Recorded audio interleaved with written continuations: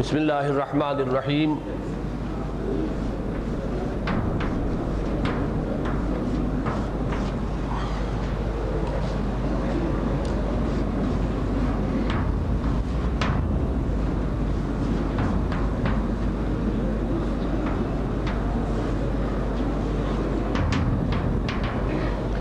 اب یہ ذرا ایک مشکل بحث کا آغاز ہو رہا ہے۔ ایمان کی دو قسمیں۔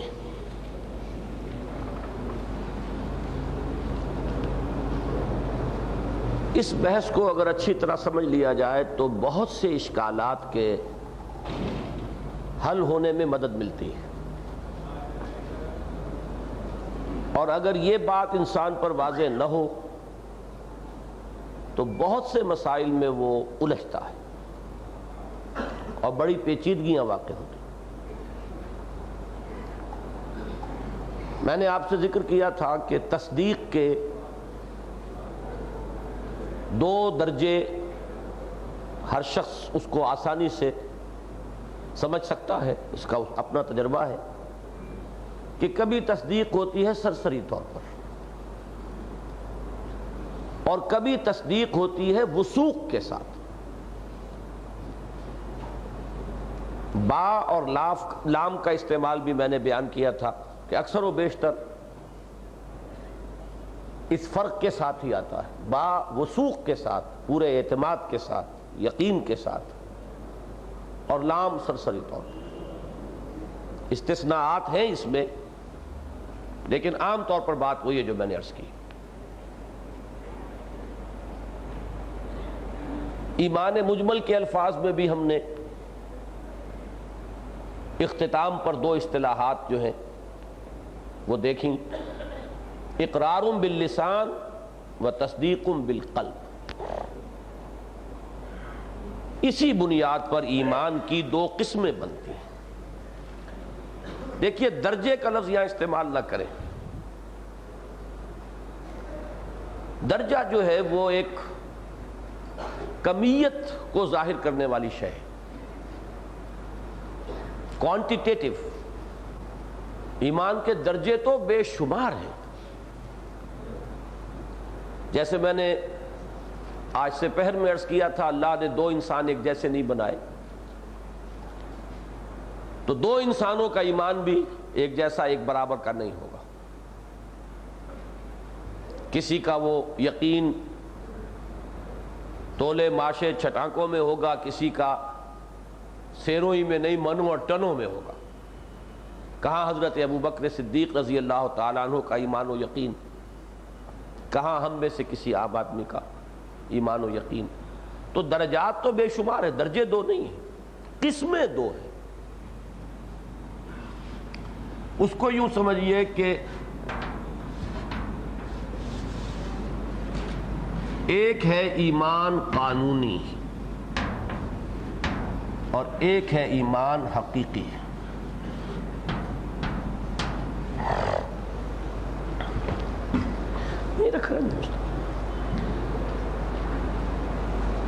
ایک وہ ایمان ہے جس کی بنیاد پر اس دنیا میں ہم کسی کو مسلمان مانتے ہیں، ایک وہ ایمان ہے جس کی بنیاد پر آخرت میں کسی کو مومن مانا جائے گا۔ چہ نسبت خاک رابع عالم پاک، لفظ ایمان تو اس میں مشترک ہوگا، لیکن ان کے مابین زمین و آسمان کا فرق و تفاوت ہے۔ جو عشق تاب صبوری ہزار فرسنگست، ہزار میل کا فاصلہ ان دونوں کے مابین ہوگا۔ اس قانونی ایمان کا دار و مدار ہے اقرار باللسان پر۔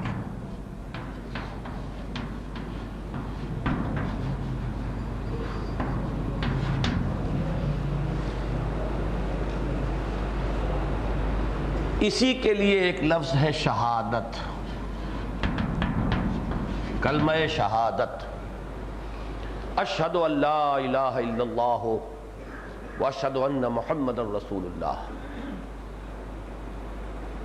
ہندو، سکھ، پارسی، عیسائی، ملحد، جو ہی یہ الفاظ کہتا ہے یہ بالکل ایسے ہے کہ جیسے ایک لکیر کھینچی ہوئی تھی، پہلے ادھر تھا وہ پھلانگ کر ادھر آ گیا. یہاں تک کہ وہ شخص بھی کہ جو آپ سے جنگ کر رہا تھا، عین حالت جنگ میں، مغلوبی کی حالت میں بھی اگر کلمہ شہادت ادا کر دے گا تو آپ کو ہاتھ روک لینا ہوگا، اس لیے کہ لیگل سٹیٹس چینج ہو چکا. اب اس کی نوعیت بدل گئی. اس کے لیے ایک لفظ مستعمل ہے اسلام.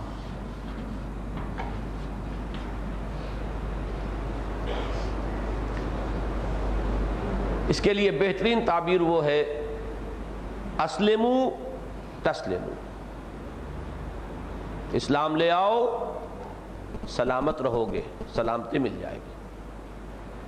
جیسے ایک شخص اسلام لاتا ہے، اب اسے کلمے کی ڈھال، پروٹیکشن حاصل ہو گئی، اس کی جان، مال، آبرو اب محترم ہے،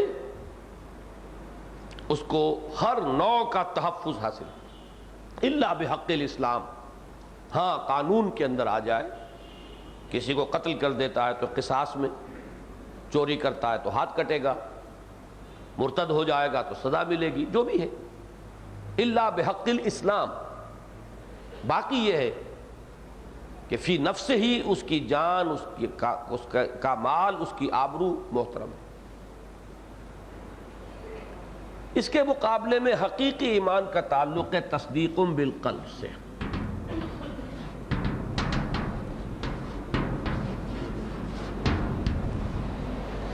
اس کے لیے ایک دوسرا لفظ یقین ہے، اور یہی اصل میں ایمان ہے. اب یہ ذہن میں رکھیے کہ یہ جو اصطلاحات دو آ گئیں ایک دوسرے کے مقابلے میں، اسلام اور ایمان. میں نے شروع میں یہ عرض کیا تھا کہ ایک اعتبار سے یہ بالکل مترادف الفاظ ہیں. جب یہ دونوں چیزیں موجود ہوں گی، جب ان دونوں کا مجموعہ ہوگا، تو چاہے اسے مومن کہیں چاہے مسلم کہیں، it makes no difference. Call the rose by any name, it will smell as sweet. مسلم کہیں مومن کہیں، کوئی فرق و تفاوت نہیں. ایمان اور اسلام مترادف ہیں، مومن مسلم مترادف ہیں.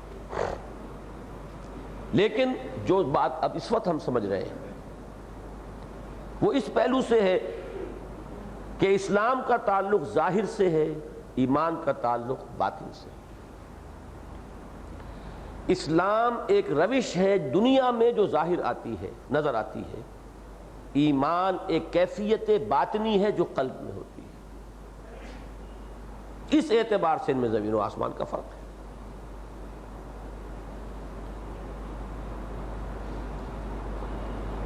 اب اس اسلام اور ایمان کے فرق کے لیے سورہ حجرات کی آیت نمبر 14، جو قرآن مجید کا اہم ترین مقام ہے، اس موضوع کے اعتبار سے ذروہ سنام ہے قرآن کا. قالت الاعراب آمنا قل لم تؤمنوا ولكن قولوا اسلمنا ولما يدخل الايمان في قلوبكم. یہ بدو کہتے ہیں ہم ایمان لے آئے. قالت الاعراب آمنا،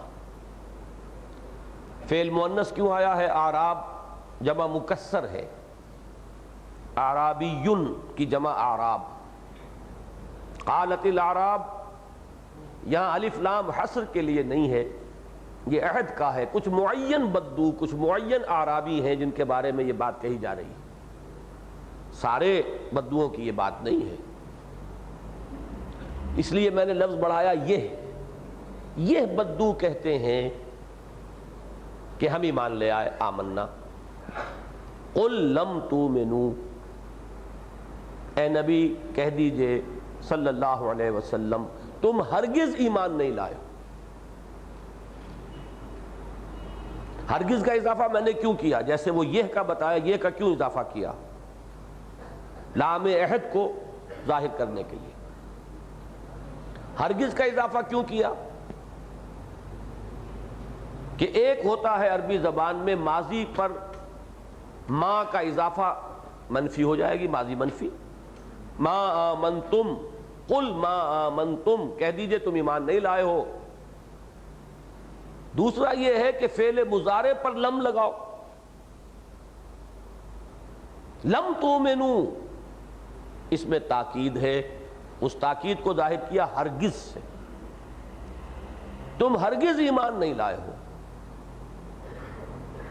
لیکن وَلَٰكِنْ قُولُوا أَسْلَمْنَا، بلکہ یوں کہو کہ ہم اسلام لے آئے ہیں، ہم نے اطاعت قبول کر لی ہے، we have surrendered۔ اب بات واضح ہو گئی۔ کچھ معین لوگوں کے بارے میں یہ فرمایا کہ تم مومن تو ہرگز نہیں ہوئے، البتہ مسلم ہو، تمہارا اسلام قبول، ایمان کا دعویٰ رد۔ بات مکمل واضح تھی، لیکن قرآن پہرا دیتا ہے اپنے اہم مضامین کا۔ مزید اضافہ کیا وَلَمَّا يَدْخُلِ الْإِيمَانُ فِي قُلُوبِكُمْ، پھر یہاں لم اور لما ایک ہی شے ہے۔ لما يدخل الایمان، تاحال ایمان داخل نہیں ہوا ہے تمہارے دلوں میں۔ معلوم ہوا کہ یہ تصدیق بالقلب والی بات کی نفی ہو رہی ہے، اس ایمان کی نفی نہیں ہے جو ایمان قانونی ہے، جس کو اسلام کہا گیا ہے، اس کا اس بات، اس کی نفی۔ تاحال ایمان تمہارے دلوں میں داخل نہیں ہوا، اقرار باللسان ہو گیا، اسلام میں آ گئے، ابھی وہ ایمان دلوں میں جاگزی نہیں ہوا، لہذا مومن نہیں ہو۔ اس سے بہت سے لوگوں کو یہ مغالطہ ہوا ہے کہ یہ منافقین کا بیان ہے۔ منافق ہوتا ہے جو قانوناً مسلمان، حقیقتاً مسلمان، مومن نہیں۔ اس کی نفی کرتا ہے اگلا ٹکڑا آیت کا، وَإِن تُطِيعُوا اللَّهَ وَرَسُولَهُ لَا يَلِتْكُم مِّنْ أَعْمَالِكُمْ شَيْئًا۔ اب اسلام کا جو ظاہری تقاضا ہے وہ ہے اطاعت۔ اسلام کا ظاہری تقاضا اطاعت، حکم مانو، یہ تو ظاہری ہے نا۔ نماز پڑھ رہا ہے یا نہیں پڑھ رہا ہے یہ ظاہر ہوتا ہے، روزہ رکھتا ہے کہ نہیں رکھتا ہے معلوم ہو رہا ہے، حرام کو حرام سمجھ رہا ہے اور حلال پر اکتفا کر رہا ہے یا نہیں کر رہا ہے سمجھ میں آ رہا، ظاہر ہے یہ۔ اسلام کا ظاہری مظہر تقاضا کیا ہے؟ اطاعت۔ اگر تم اطاعت کرتے رہو گے، لا یلدکم من اعمالکم شیئا، اللہ تمہارے اعمال میں سے کچھ بھی کم نہ کرے گا۔ اعمال بھی قبول، حالانکہ کسی منافق کا کوئی عمل اللہ کے یہاں قبول نہیں ہو سکتا، لہذا نفی ہو گئی، یہ منافقین کا ذکر نہیں ہے، بلکہ اسے چاہیں تو منزلۃ بین المنزلتین کہیں، دونوں کے مابین ایک کیفیت ہے۔ اس کے لیے علیحدہ مجھے ایک فگر بنانی پڑے گی۔ اسلام، ایک شخص جو ظاہر میں مسلمان ہے، اس کی باطنی کیفیتیں تین ہو سکتی ہیں، درمیان میں زیرو، ادھر +1 +2 +3 چلتا جائے گا، پلس انفینٹی۔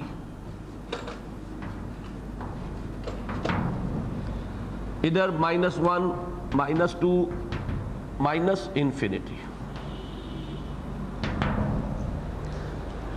یہ ہے ایمان، یہ ہے نفاق، اور یہ ہے محض اسلام، نہ ایمان نہ نفاق، دل میں کچھ بھی نہیں، ویکوم، نہ مثبت طور پر یقین، نہ منفی طور پر نفاق۔ یقین مثبت ویلیو ہے، نفاق منفی ویلیو ہے۔ ادھر گئے منافق اور منافق کے درجے ہوں گے، ایک رئیس المنافقین ہے عبداللہ ابن ابی، ایک کمتر درجہ اور کمتر درجہ اور کمتر درجہ، ایک رئیس المومنین ہے ابو بکر صدیق، اس سے کمتر اس سے کمتر اس سے کمتر ہوتا جائے گا۔ تو +1 +2 +3 + انفینٹی، -1 -2 -3 مائنس انفینٹی، یہ نفاق کے درجات و ایمان کے درجات، بیچ میں یہ زیرو کیفیت ہے۔ اچھا اب آیت کو مکمل کر لیں۔ پہلے جیسے میں نے وہاں کہا تھا کہ انسان مسئول ہے، رسپانسبل ہے، اکاؤنٹیبل ہے، محض ان 4 چیزوں کی بنیاد پر جو اللہ نے رکھی ہوئی ہیں اس کے اندر۔ رسالت اضافی شے ہے، تیسیر ہے اس امتحان کی، ایگزامینیشن میڈ ایزی ہے، اسی لیے وہ فضل اور رحمت کا مظہر ہے۔ اسی طریقے سے یہاں سمجھ لیجئے منطق کا تقاضا یہ ہوگا کہ ایمان دل میں اگر نہیں ہے تو کوئی عمل قبول نہ ہو۔ منطق یہ چاہے گی کوئی عمل بغیر ایمان کے قبول نہ ہو، لیکن چونکہ یہاں منطق کو چھوڑ کر اللہ نے رحم اور فضل کا رویہ اختیار فرمایا، لہذا اس آیت کے آخر میں حوالہ آیا اللہ کے 2 صفات کا، ان اللہ غفور الرحیم، اللہ غفور ہے، اللہ رحیم ہے۔ یہ اس کی شان غفاری، اس کی شان رحیمی کا مظہر ہے، یہ اس کی رحمت کے طفیل ہے کہ یہ رعایت تمہارے ساتھ کی جا رہی ہے کہ اگر تم اطاعت کرتے رہو گے تو چونکہ نفاق نہیں ہے، نفاق تو ہو تو زیرو سے جو چیز ضرب کھائے گی زیرو ہو جائے گی، وہ تو اس کی حیثیت تو وہ ہے، لیکن نفاق نہیں ہے۔ تو اگرچہ ایمان تمہارے دلوں میں تاحال جاگزین نہیں ہوا، داخل نہیں ہوا، لیکن اس حال میں بھی اگر تم اطاعت کرتے رہو گے تو تمہاری اطاعت قبول ہوگی، تمہارے اعمال کے اجر و ثواب سے تمہیں محروم نہیں کیا جائے گا، بلکہ اس میں کچھ بھی کمی نہیں کی جائے گی۔ کیوں؟ ان اللہ غفور الرحیم، اس لیے کہ اللہ تعالیٰ غفور الرحیم۔ یہ آیت ہمارے ہر ساتھی کو حفظ ہونی چاہیے۔ اگلی آیت بھی وہ بھی آج آ جائے گی، قالت الاعراب آمنا قل لم تؤمنوا ولكن قولوا اسلمنا ولما يدخل الايمان في قلوبكم وان تطيعوا الله ورسوله لا يلدكم من اعمالكم شيئا ان الله غفور رحيم۔ آواز ٹھیک نہیں ہے۔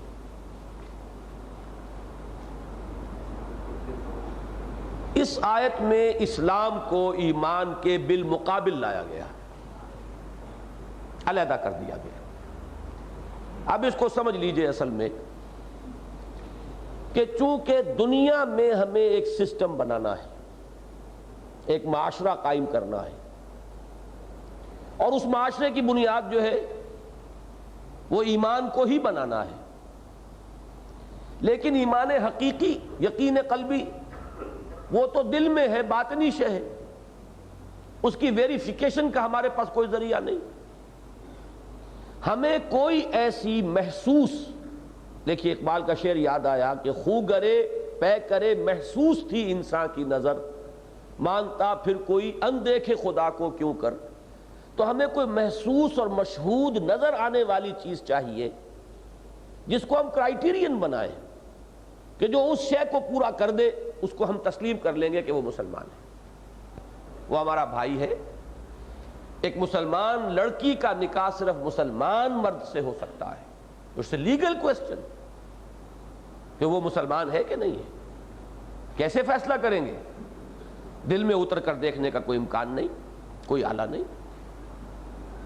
ایک مسلمان ریاست کا مکمل شہری صرف مسلمان ہوتا ہے، کیسے معلوم ہوگا؟ یہ تو خیر آپ بھی طے کرتے ہیں نا گئے گزرے زمانے میں بھی کہ سربراہ مملکت مسلمان ہوگا۔ سوال یہ ہے کہ کیسے طے ہوگا؟ اس کے اندر ایمان ہے یا نہیں، اس کو تو جاننے کا ہمارے پاس کوئی ذریعہ نہیں۔ کوئی نہ کوئی کرائیٹیرین، کوئی نہ کوئی اس کے لیے معیار جو کہ بالکل ظاہر و باہر۔ اس میں ایمان کا صرف ایک حصہ شامل کیا اقرار باللسان والا کلمہ شہادت، اور 4 عبادات اس میں ایڈ کر کے ہم نے ارکان اسلام بنا لیے۔ بنی الاسلام علی 5 شہادت اللہ الہ الا اللہ وان محمد رسول اللہ واقام الصلاۃ وایتاء الزکوٰۃ وصوم رمضان وحج البیت، یہ ارکان اسلام۔ ایمان حقیقی یہ قلب کے اندر مخفی شے ہے، یقین ایک خاص کیفیت قلبی ہے، تصدیق بالقلب سے تعبیر کیجئے، یقین سے تعبیر کیجئے، اور یہ جان لیجئے آخرت میں کسی کے مومن قرار پائے جانے کا معیار یہ ہوگا کہ یہ موجود ہو، اس لیے کہ وہاں سابقہ اس ذات سے پیش آئے گا جو علیم بذات الصدور ہے۔ وہ تو جانتا ہے، وہ تو عاجز نہیں ہے ہماری طرح، اس کی لیمیٹیشنز نہیں ہے معاذ اللہ، وہ جانتا ہے علیم بذات الصدور، لہذا مومن صرف وہی قرار پائے گا کہ جس کے دل کے اندر وہ تصدیق قلبی کسی نہ کسی درجے میں موجود ہے۔ وہ چھٹانک بھی ہو سکتی ہے، وہ ٹنوں کے حساب سے بھی ہو سکتی ہے، وہ ہے درجات کا معاملہ۔ اس یقین قلبی کے درجات یہ تو یوں سمجھیے کہ انگنت ہوں گے، لیکن یہ کہ کسی نہ کسی درجے کے اندر وہ موجود ہوگا تو وہ شخص مومن قرار پائے گا۔ لیکن دنیا میں ہم اس کے اوپر کوئی فیصلہ نہیں کر سکتے، بلکہ ہمارا سارا دار و مدار ان کرائیٹیریا پر ہوگا کہ جو ظاہر ہے، محسوس ہے۔ اسی کی ساری بحث ہے جو ہمارے ہاں اب جو 2 ہمارے بزرگوں میں اہم ترین طبقات ہیں، محدثین اور فقہا۔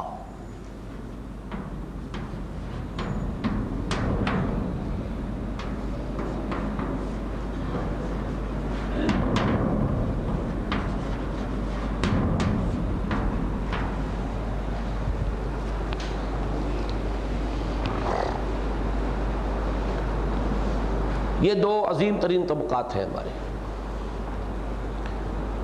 ان میں رئیس المحدثین امام بخاری ہیں،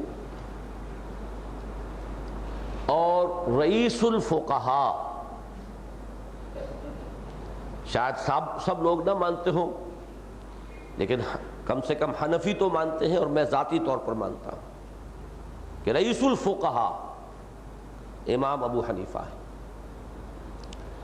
ان 2 حضرات سے ایمان کی جو تعریفیں مروی ہیں ان میں بڑا فرق و تفاوت ہے۔ لفظی بحث تو آپ کو کچھ علیحدہ الفاظ مل جائیں گے۔ بنیادی بات کیا ہے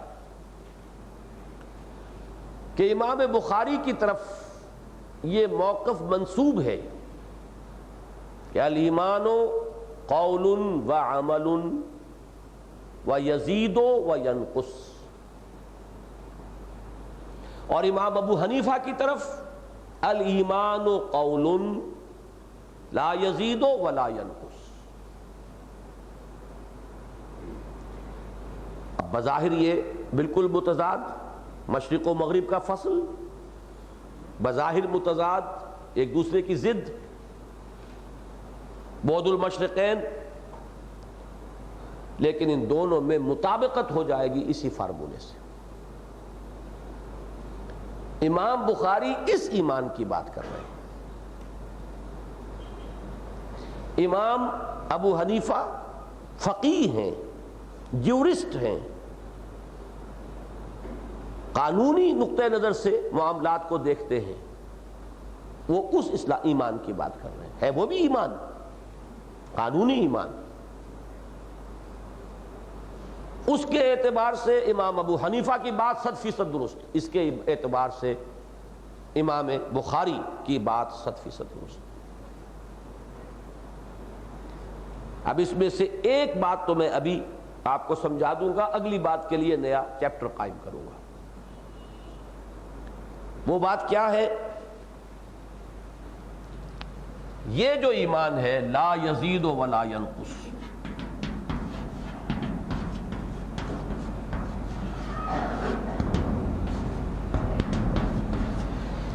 لا یزید ولا ینقص، اور یہ جو ایمان ہے وہ یزید و ینقص،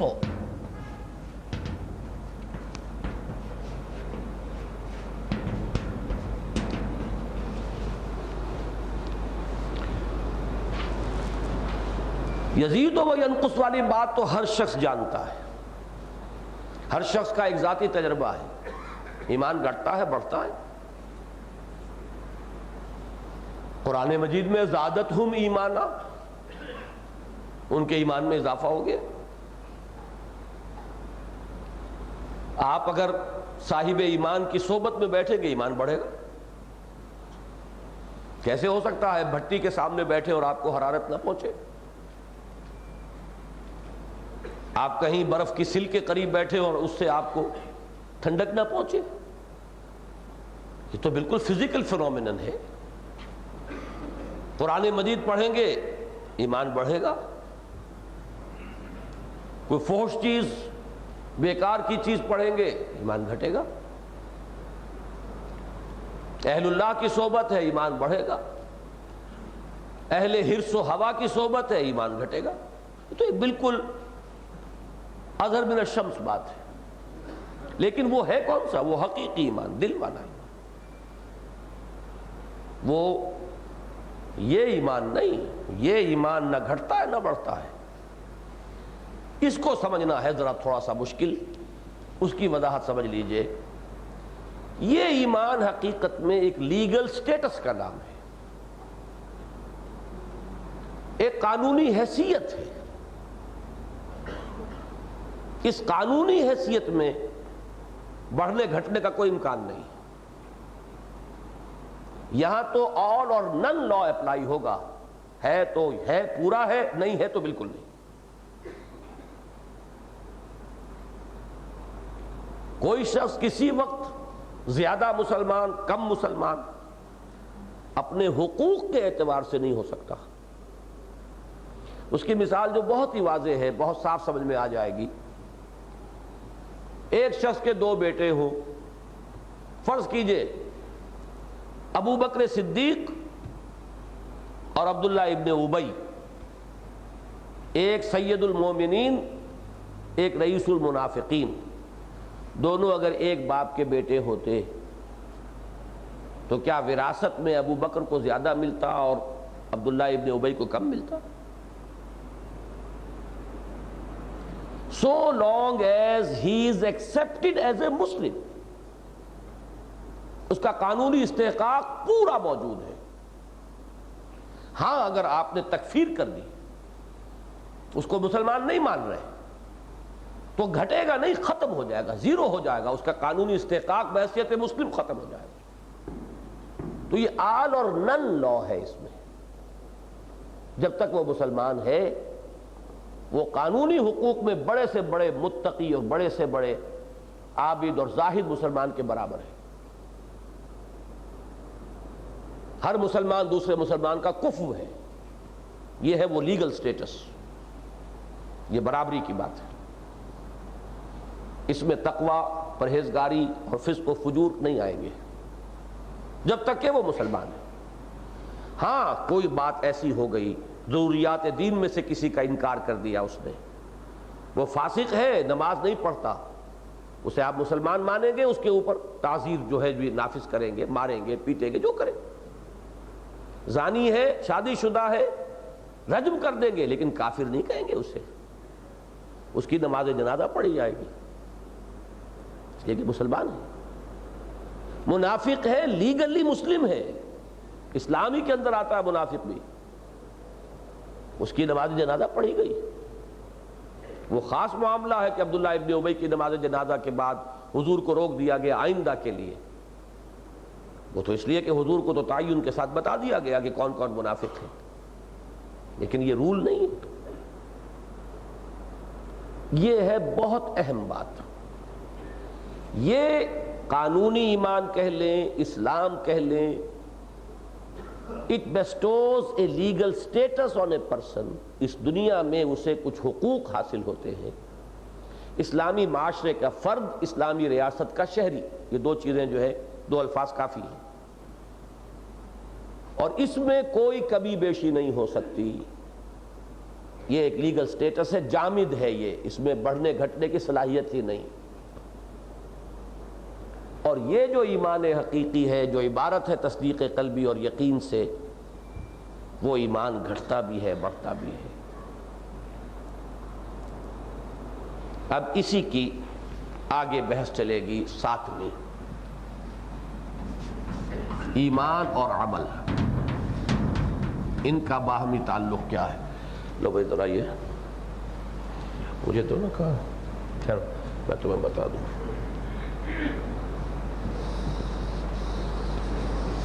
بس اب یہ سارا ان دونوں کے رہنے دو، باقی سب مٹا دو۔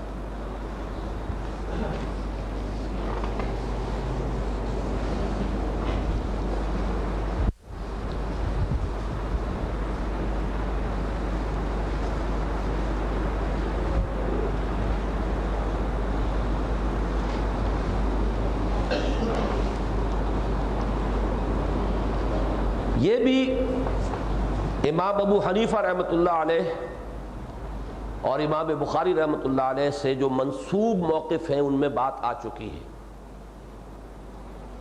کہ امام ابو حنیفہ کے نزدیک ایمان صرف قول کا نام ہے، الایمان قول،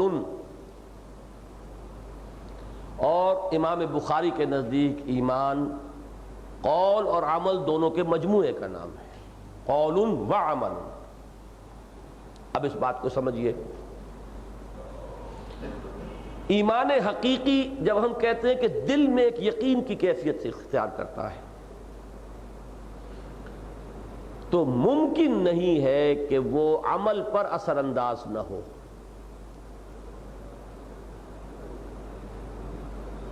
کم و بیش تو ہو سکتا ہے، وہ انسان کی نفسیاتی صحت یا مرض کی کیفیت پر اس کا دار و مدار ہوگا۔ جیسے انسان کی جسمانی صحت ہے، جتنا قوی ہے توانا ہوگا تیز چلے گا، کمزور ہے آہستہ آہستہ چلے گا، بیمار ہے گھسٹ کے چلے گا۔ اسی طرح انسان کے اندر ایک قوت ارادی ہے، یہ اس کی ایک نفسیاتی کیفیت ہے، اس کی کمی بیشی سے عمل کی کمی بیشی تو ہو سکتی ہے۔ یہ ممکن نہیں ہے کہ دل میں یقین ہو اور وہ سرے سے اثر انداز نہ ہو انسان کے عمل پر، امپاسبل۔ جیسے جیسے وہ دل کا یقین بڑھے گا عمل بھی بڑھے گا۔ یقین ہو کہ اللہ دیکھ رہا ہے تو کیسے اللہ کے حکم کو توڑے گا؟ 2 ٹکے کا سپاہی کھڑا ہو تو ٹریفک رولز کو آدمی نہیں توڑتا۔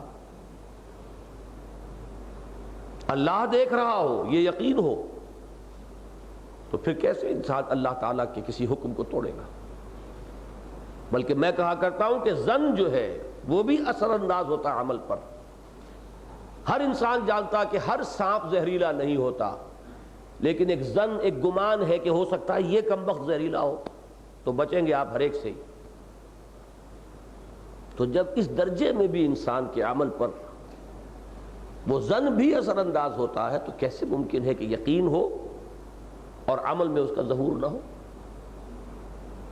تو ایمان نام ہے قول اور عمل دونوں کے مجموعے کا۔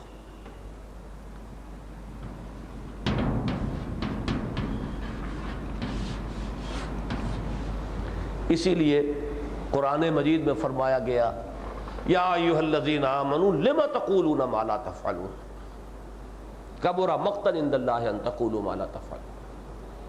اہل ایمان کیوں کہتے ہو جو تم کرتے نہیں؟ اللہ کے غضب کو بھڑکانے والی ہے یہ بات کہ تم کہو جو کچھ کے کرتے نہیں۔ قول و عمل کا تضاد، یہ در حقیقت ثبوت ہے ایمان کے ضعف کا یا ایمان کے معدوم ہونے کا۔ اسی میں اب آپ درج کر لیجئے حدیثیں، وہ جو کتاب چاہے نجات کی راہ سورۃ العصر کی روشنی میں، اس کے آخر میں یہ حدیثیں ہیں، اور جگہ پر آپ کو تلاش کرنا مشکل ہو جائے گا، وہاں سے آپ کو مل جائیں گی، متفق علیہ روایات۔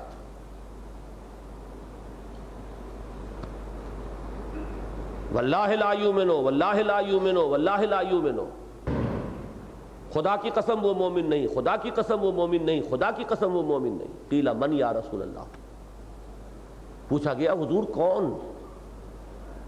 قال، فرمایا الذی لا یامن جارہ بوائقہ، فرمایا وہ شخص جس کی ایذا رسانی سے اس کا پڑوسی امن میں نہیں ہے۔ دیکھیے امنا، امن یامنو امنن، یامنو امن میں ہونا، الذی لا یامن جارہ بوائقہ، وہ شخص کے جس کی ایذا رسانیوں سے اس کا پڑوسی امن میں نہیں ہے۔ بتائیے عمل کو ایمان سے کیسے جدا کریں گے؟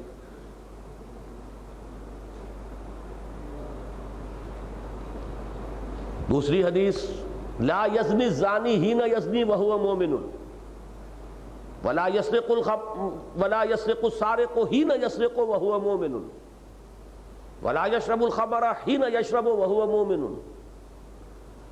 کوئی بدکار حالت ایمان میں بدکاری نہیں کرتا۔ کیسے ممکن ہے؟ وہ ایمان ڈھیلے کا نہ ہوا، وہ ایمان جو دل میں ہو اور پھر انسان زنا کر رہا ہو، کیا قدر و قیمت ہوئی اس کی؟ کوئی چور حالت ایمان میں چوری نہیں کرتا، کوئی شرابی حالت ایمان میں شراب نہیں پیتا۔ لیکن اب اس سے جو مغالطہ پیدا ہو گیا تو کیا وہ کافر ہو گیا؟ بس جو یہاں پہنچے انہوں نے ٹھوکر کھائی۔ یہاں اس کفر اور اسلام والی بحث کو اگر لے آئے تو یہی ہے خلط مبحث، بات ہی علیحدہ ہے۔ کافر اور مسلم یہ لیگل اینٹیٹیز ہیں، وہاں وہ ایمان اپلائی کرے گا، یہاں ایمان حقیقی کی بات ہو رہی ہے۔ اس حدیث کی روح سے جنہوں نے یہ سمجھا کہ یہ کفر ہے، ٹھوکر کھائی۔ اور یہی ہمارے ہاں کچھ جو ذرا متشددانہ مزاج کے لوگ ہوتے ہیں، وہ اس معاملے کے اندر تشدد پر اتر آتے ہیں، اور ایسی احادیث سے وہ فتوے جب لگانے شروع کرتے ہیں تو وہ بات بہت دور نکل جاتی ہے۔ یہ ایمان حقیقی کی بات ہے، یہ ایمان قانونی کی بات نہیں ہے۔ ایمان قانونی کے لیے بات وہ صحیح ہے جو امام ابو حنیفہ فرماتے ہیں کہ الایمان قول فقط، ایمان نام ہے صرف قول کا۔ کیا معنی اس کے ہوئے، ذرا اس کو بھی سمجھ لیجئے۔ اس کا یہ مطلب نہیں کہ قادیانی بھی کلمہ شہادت پڑھتے ہیں تو وہ تو مسلمان مانے جانے چاہیے۔ کوئی شخص جو کلمہ شہادت ادا کر رہا ہو اور اس کے بارے میں ہمیں کوئی اور بات معلوم نہ ہو، وہ لازماً مسلمان سمجھا جائے گا۔ لیکن اگر اضافی طور پر یہ معلوم ہو کہ وہ ضروریات دینی میں سے کسی شے کا منکر ہے، مثال میں آپ کو دے دوں، اگر فرض کیجئے وہ کہتا میں آخرت کو تو نہیں مانتا، میں نے تو دو چیزوں کا اقرار کیا نا، اللہ کی توحید، محمد کی رسالت، تیسری بات میں نے کب مانی تھی؟ تو آخرت کا انکار کر رہا ہے۔ جب میں نے اللہ کو مانا تھا، لا الہ الا اللہ کہا تھا، میں نے یہ کب کہا تھا کہ اللہ علی کل شیء قدیر بھی ہے؟ اللہ کی کسی صفت کا انکار کرے، آخرت کا انکار کرے، اسی طرح سے ختم نبوت کا انکار کرے تو اس کی تکفیر کی جائے گی۔ نماز کا انکار کرے گا تکفیر ہو جائے گی، نماز نہیں پڑھے گا، مانے گا کہ نماز فرض ہے تو صرف فاسق قرار پائے گا، کافر نہیں ہوگا۔ نہ نماز پڑھتا ہو، نہ روزہ رکھتا ہو، نہ حج کرتا ہو، نہ زکوٰۃ دیتا ہو، مانے کہ ہاں یہ ساری چیزیں فرض ہیں، میری کوتاہی ہے، آپ سزا دیں، تعزیر نافذ کریں، جو چاہے کریں، کافر نہیں کہہ سکتے، اس لیے کہ ایمان کا دار و مدار صرف قول پر ہے۔ الایمان قول، لیکن یہ ہے لیگل ایمان۔ ان دونوں چیزوں کو اصل میں علیحدہ علیحدہ سمجھنا بہت ضروری ہے، اور اس میں جب گڑبڑ ہوتا ہے معاملہ تو انتہا پسندی آ جاتی ہے۔ اب انتہا پسندیاں کیا ہیں وہ بھی سمجھ لیجیے۔ مرجیہ ایک خاص ہمارے ہاں کلامی علم کلام کے جو مختلف مکاتب فکر بنے ان میں ایک فرقہ ہے، ان کا کہنا یہ ہے کہ بس جو شخص قانوناً مسلمان ہے، کلمہ شہادت ادا کرتا ہے، اب کوئی شے اسے نقصان نہیں پہنچا سکتی۔ مسلمان ہے، مومن ہے تو اللہ کے ہاں سب کچھ معاف ہو جائے گا۔ یہ ایک انتہا ہے۔ یہاں اس قانونی ایمان کو حقیقی ایمان کے درجے پر لا کر بٹھا دیا گیا۔ یہی ظلم ہے، وضع الشیء فی غیر محلہ، کسی شے کو اس کے اصل مقام سے ہٹا کر کہیں اور رکھ دینا، یہ ظلم ہے۔ تو قانونی ایمان اس کو اپنی جگہ پر رکھیے، اس کا تعلق اس دنیا سے ہے۔ دنیا میں ہم اسے مسلمان مانیں گے، ہو سکتا ہے وہ مسلمانوں کا لیڈر ہو، رہنما ہو، وہ مسلمانوں کا قائد ہو، کچھ بھی ہو، دنیا میں مانیں گے۔ آخرت کا معاملہ وہ نہیں ہے، وہ ہوگا اس تصدیق قلبی کے اوپر۔ اس کے بالکل برعکس معاملہ ہو گیا خوارج کا، جس نے گناہ کبیرہ کیا وہ کافر، الا یہ کہ توبہ کرے۔ توبہ نہیں کرتا تو کافر ہے، کافر ہے تو مرتد ہے، مرتد ہے تو واجب القتل ہے، اس کی جان لینا آپ پر حلال، اس کا مال قبضہ کر لینا آپ کے لیے حلال، اس کی بیوی کو لونڈی بنا لینا آپ کے لیے جائز، وہ سارا پھر لیگل پروسیس تو سٹارٹ ہو گیا۔ غلطی تو ایک ہی ہوتی ہے نا، ایک سٹریٹ لائن آ رہی ہے، ایک جگہ پر وہ مڑ گئی، پھر سٹریٹ لائن ہے وہ، لیکن اب یہ ذرا سا اینگل جو غلط ہوا چلتا جائے گا تو تاثریہ میروت دیوار کج، غلطی کسی ایک پوائنٹ پر ہوتی ہے، بس یہ ہے، اور اسی کو لوکیٹ کرنا ہوتا ہے اصل میں اہم۔ اکثر معاملات میں انسان یہ سوچتا ہے there is something wrong somewhere، اصل معاملہ یہ ہے کہ معین کریں what's wrong and where، اس کا تعین کریں گے تو کسی اصلاح کی کوئی صورت جو ہے وہ پیدا ہو سکے گی، اور جب تک یہ رہے کہ something is wrong somewhere تو اس وقت تک آپ کوئی اقدام تو نہیں کر سکتے۔ تو یہاں بھی غلطی صرف ایک ہوئی کہ انہوں نے گناہ کبیرہ کے مرتکب کو کافر قرار دے دیا۔ وہی احادیث، جس نے شراب پی، لا یزنی زانی حین یزنی وہو مومن ولا یشرب الخمر حین یشرب وہو مومن، مومن نہیں ہے تو کافر ہے، دو ہی کیٹیگریز ہیں، نہیں، یہی مغالطہ ہے۔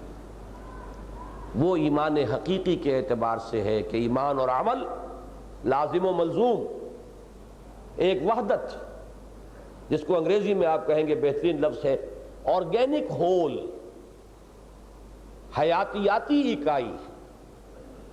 جو ان آرگینک ہیں ان کے آپ تجزیہ کر سکتے ہیں، ٹکڑے کر سکتے ہیں، ایک من لوہا ہے، بانٹ دیجئے ٹکڑوں کے اندر، ایک ایک شیئر کر دیجئے، لیکن ایک من کا اگر بچڑا ہے اس کے ٹکڑے کریں گے تو بچڑا نہیں رہے گا، وہ گوشت ہے آپ کے پاس، کھائے آپ اسے۔ تو حیاتیاتی اکائی وہ ہے کہ جس میں تجزیہ نہیں ہو سکتا۔ تو حقیقی ایمان کے اعتبار سے ایمان اور عمل، قول اور عمل ایک حیاتیاتی اکائی ہے۔ قانونی ایمان یا اسلام کے اعتبار سے ایمان کل کا کل قول سے متعلق ہے، اس کی بنیاد پر فیصلہ ہوگا کہ وہ مسلمان ہے کہ نہیں ہے۔ تیسری جو اس میں غلطی ہوئی ہے وہ اہل تشیع نے کی ہے، اس دنیا میں فیصلے کرنے لگے کہ کون مومن ہے اور کون نہیں ہے۔ ان کے ہاں اصطلاح ہی چلتی ہے مومن بھائی، باقی کسی کو بہت رعایت دیں گے تو مسلمان مان لیں شاید، لیکن یہ کہ مومن نہیں مانیں گے۔ حالانکہ یہ فیصلے اس دنیا میں ہونے والے نہیں ہیں، وہ بھی ابو بکر صدیق کو مان لے تو مان لیں، عمر فاروق کو تو مسلمان بھی ماننے کو تیار نہیں ہوں گے معاذ اللہ۔ لیکن یہ مغالطہ ہے، ایمان کا یہ فیصلہ تو وہیں جا کے ہوگا۔ اس دنیا میں ہمیں ایک دوسرے کے ساتھ جو معاملہ کرنا ہے اس میں اسلام کی بنیاد پر کرنا ہے. وہ لیگل کرائیٹیریا جو مقرر کر دیے گئے ہیں کہ جو شخص اس کو پورا کر رہا ہے وہ مسلمان ہے. اس ذیل میں وہ حدیثیں آتی ہیں جن کو ایکسپلائٹ کرتے ہیں قادیانی. من صلی صلاتنا واقی اکل ذبیحتنا، کہیں آتا ہے من استقبل قبلتنا، جس نے ہمارے قبلے کی طرف رخ کیا، جس نے ہماری طرح کی نماز پڑھی، جس نے ہمارا ذبیحہ کھا لیا فہو مسلم، وہ مسلمان. اس کا یہ مطلب نہیں ہے کہ وہاں حصر کر دیا گیا ہے، بلکہ یہ ہے کہ ظاہری علامات جن کی بنیاد پر کہ ہم کسی کو مسلمان لیں گے وہ یہ ہے. باقی اگر معلوم ہو جائے کہ یہ بدبخت اللہ کو علی کل شیء قدیر نہیں مان رہا تو تکفیر ہوگی. اگر یہ آخرت کا منکر ہے تو تکفیر ہو جائے گی. اگر یہ ختم نبوت کا منکر ہے تو تکفیر ہوگی. وہ ایک علیحدہ سیکنڈری سٹیپ ہے. بنیادی طور پر کسی کا مسلمان مانا جانا محض کلمہ شہادت پر ہو جائے گا، اور ظاہری سی کچھ علامات جو ہماری تہذیب اور تمدن کے شعائر ہیں وہ اس میں جو نظر آتے ہیں وہ دیکھے جائیں گے. باقی اصل شے جو ہے وہ قول ہے، عمل نہیں ہے. عمل کی بنیاد پر تکفیر نہیں ہوگی. بات واضح ہو گئی. اب اسی عمل کا ایک اور درجہ ہے آگے.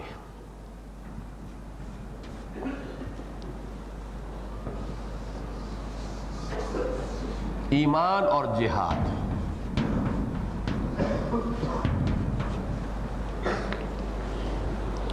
جہاد بھی عمل ہی ہے. فرق کیا ہے کہ جس طرح ایک آم کی گٹھلی سے آم کا پودا وجود میں آیا، وہ پروان چڑھا، جوان ہوا، میچور ہوا تو آم اس میں لگ گیا. بس اس مثال کو سامنے رکھیے.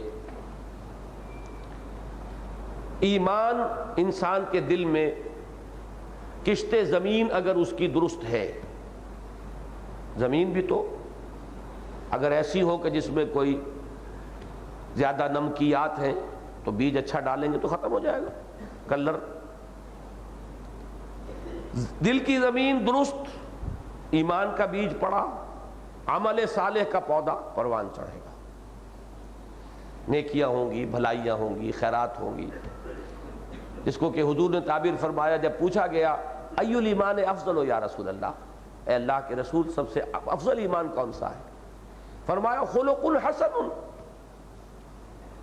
اخلاق حسنہ، عمدہ کردار، عمدہ اخلاق، عمدہ رویہ.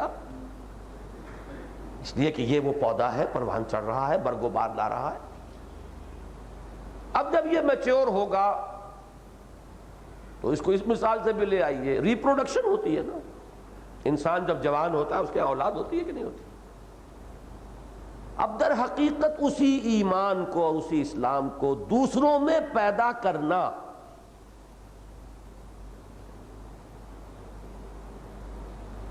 لو بگیٹس لو، ایمان بگیٹس ایمان. ایمان سے ایمان پیدا ہوگا. کس ذریعے سے ہوگا؟ دعوت، تبلیغ، تلقین، نصیحت، امر بالمعروف نہی عن المنکر، دعوت الی اللہ، وعظ، تلقین، تعلیم، تربیت، تزکیہ، ساری چیزیں جمع کر لیجیے. اور پھر اسی کی اگلی منزل ہے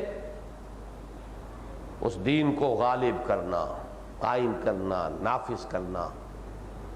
اس ماحول میں رہنا وہ شخص پسند نہیں کرے گا جس ماحول کے اندر دین رچا بسا ہوا نہ ہو. وہ ایک مچھلی ہوگا پانی سے باہر، ماہی بے آب. وہ ایک سکوئر پیگ ہوگا ان اے راؤنڈ ہول، فٹ ان نہیں کر سکتا. اگر ایمان ہے کیسے ممکن ہے وہ اس ماحول کے اندر سازگاری پائے اپنے لیے؟ اس کے لیے زور لگائے گا، اس ماحول کو بدلے گا. زمانہ باتو نہ سادہ تو با زمانہ ستیس، جنگ کرے گا، اس ماحول کے ساتھ لڑے گا. یہی نام، اسی کا نام جہاد. تو یہ ممکن نہیں ہے کہ ایمان ہو اور جہاد نہ ہو.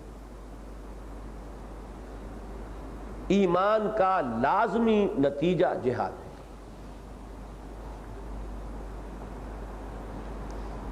اس کے لیے اب وہ اگلی آیت جو ہے سورہ حجرات کی، اس کو ذہن میں رکھیے. آیت نمبر 14 ہم پڑھ چکے ہیں. اس میں اسلام اور ایمان کو ایک دوسرے کے آمنے سامنے لے آئے بالمقابل. قالت الاعراب آمنا قل لم تؤمنوا ولكن قولوا اسلمنا ولما يدخل الايمان في قلوبكم. یہیں تک رکھیے بات. اب اس میں فطری طور پر ایک سوال پیدا ہوتا ہے، then what is ایمان؟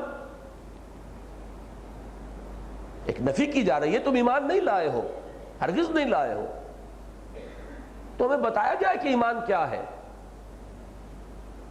اس کے لوازم کیا ہیں، اس کی شرائط کیا ہیں، پری کوالیفیکیشن اس کے لیے کیا ہے، پری ریکویزٹس کیا ہیں. یہ کوسچن پیدا ہوا، اس کا جواب ہے انما المؤمنون الذین آمنوا باللہ ورسولہ. مومن تو صرف وہ ہے، اس کو کلمہ حصر کہتے ہیں. سادہ ترین مثال، دو جملوں میں جو فرق ہے، زید عالم ہے اور زید ہی عالم ہے، اس ہی نے جو فرق کیا اس کو حصر کہتے ہیں. زید عالم ہے جب ہم کہیں گے تو غیر زید سے، دوسرے لوگوں سے علم کی نفی نہیں ہے، وہ بھی ہو سکتے ہیں. ہم نے اس بات کیا ایک شخص معین کے لیے کہ وہ عالم ہے. اور زید ہی عالم ہے، اس میں دوسروں سے علم کی نفی ہے. ایسا اس بات جس میں کہ غیر شامل نہ ہو، اس کو حصر کہیں گے. اور اسی لیے ایک لفظ آتا ہے جامع و مانع تعریف.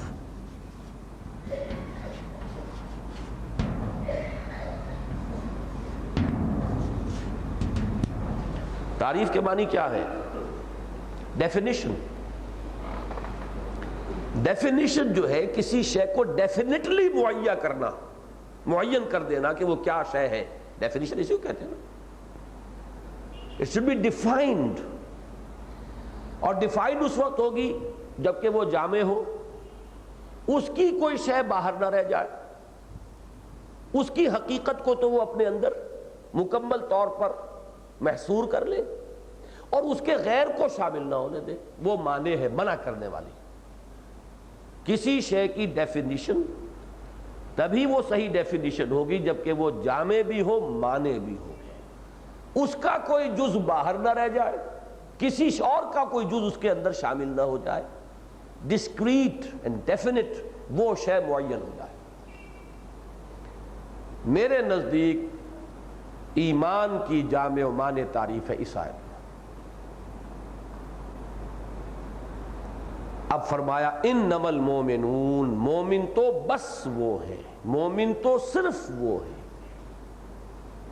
الذین آمنوا باللہ ورسولہ. اور اب ہے اصل لفظ یہاں جو آیا ہے اہم ترین، ثم لم یرتابوا.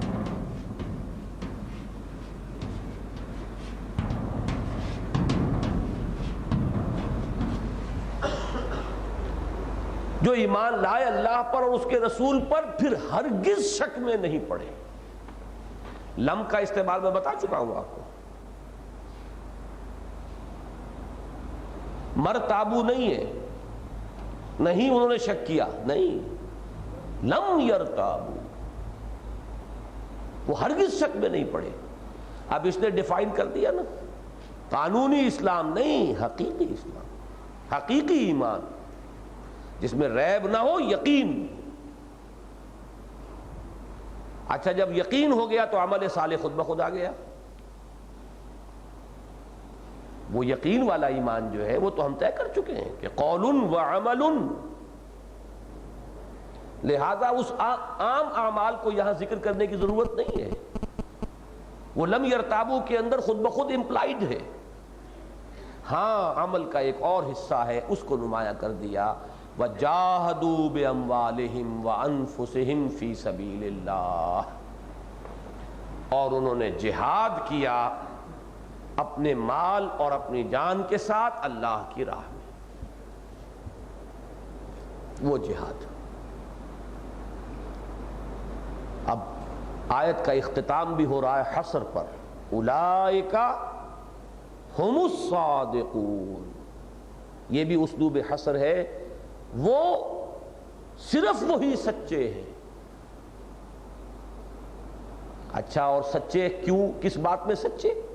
پچھلی آیت شروع سے پڑھیے، قالت الاعراب آمنا، یہ بدو کہتے ہم ایمان لے آئے، یہ اپنے قول میں سچے نہیں ہیں۔ قول میں سچے، آمنا صرف ان کا سچا شمار ہوگا جو اس کرائیٹیریم پر پورے اترے، جو اس معیار کے اوپر پورے اترے۔ انما المؤمنون الذین آمنوا باللہ ورسولہ ثم لم یرتابوا وجاہدوا باموالہم وانفسہم فی سبیل اللہ اولئک ھم الصادقون۔ اسلمت آمنت آمنا اسلمنا، یہ تو قول ہی ہے نا بھائی، قانون میں وہی قول کفایت کرے گا، حقیقت میں آ کر صرف قول نہیں، یقین مطلوب ہے۔ یقین ہوگا تو اپنا عمل بھی درست ہوگا، حلال اور حرام کا امتیاز بھی ہوگا، فرائض کی ادائیگی بھی ہوگی، عبادات کی بجاوری بھی ہوگی، اور حرام سے اجتناب بھی ہوگا، اور ساتھ جہاد بھی ہوگا، دعوت و تبلیغ بھی ہوگی، نشر و اشاعت دین کے اندر جان اور مال کا کھپانا بھی ہوگا، اور دین کے غلبے کے لیے جد و جہد بھی ہوگی، اپنی جان ہتھیلی پر رکھ کر وقت آیا تو میدان جنگ میں نکلنا بھی ہوگا۔ یہ پورا پودا اب آ گیا سامنے، یہ ہے جہاد اور ایمان کا لزوم۔ اس موضوع پر میں نے ایک مختصر سا مضمون لکھا تھا، صرف 7-8 صفحے کا ہے، جو غالباً جنوری کے پرچے میں حکمت قرآن میں ریپروڈیوس ہوا ہے۔ اس میں ایک عجیب سی ترتیب آ گئی تھی۔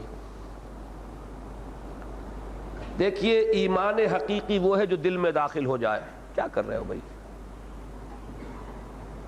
دل میں داخل ہوگا، ایک کشمکش شروع ہو جائے گی اندر، کیونکہ اندر انسان کے صرف دل تو نہیں ہے، نفس امارہ بھی ہے۔ انسان کے وجود میں اس کی شہوت بھی ہے، اس کا پیٹ بھی ہے، بطن اور فرج کے تقاضے بھی ہیں، اس کی اڈ، لیبیڈو، سب کچھ ہے نا۔ ایمان دل میں آیا تو ایک کشمکش اندر شروع ہو گئی، جہاد شروع ہو گیا، اسے مجاہدہ مع النفس کہتے ہیں۔ پھر یہاں سے جب پختہ ہوگا باہر نکلے گا، اب ماحول کے ساتھ مجاہدہ شروع ہو جائے گا۔ زمانہ باتنا سعادت تو با زمانہ ستیس، اس کی پہلی منزل ہوگی نظریاتی سطح پر ہم خیال بنانا، ابطال باطل احقاق حق۔ اس کی اگلی منزل ہوگی قوت فراہم کر کے اور نظام باطل کو ملیا میٹ کر دینا، حق کو غالب کرنا۔ تو یہاں سے وہاں تک ایمان کا لازمی تقاضا جہاد ہے۔ اس پر چونکہ شرح و بس سے گفتگو ہوگی کل، کہ دینی فرائض کا جامع تصور کیا ہے اور ہر لیول پر جہاد کے کیا تقاضے ہیں۔ میں اس میں تفصیل میں نہیں جا رہا، صرف یہ کہ اس عنوان کو سمجھ لیجئے۔ اور ایک بات اور نوٹ کر لیں اب ارکان کے حوالے سے۔ دیکھیے، ارکان اسلام،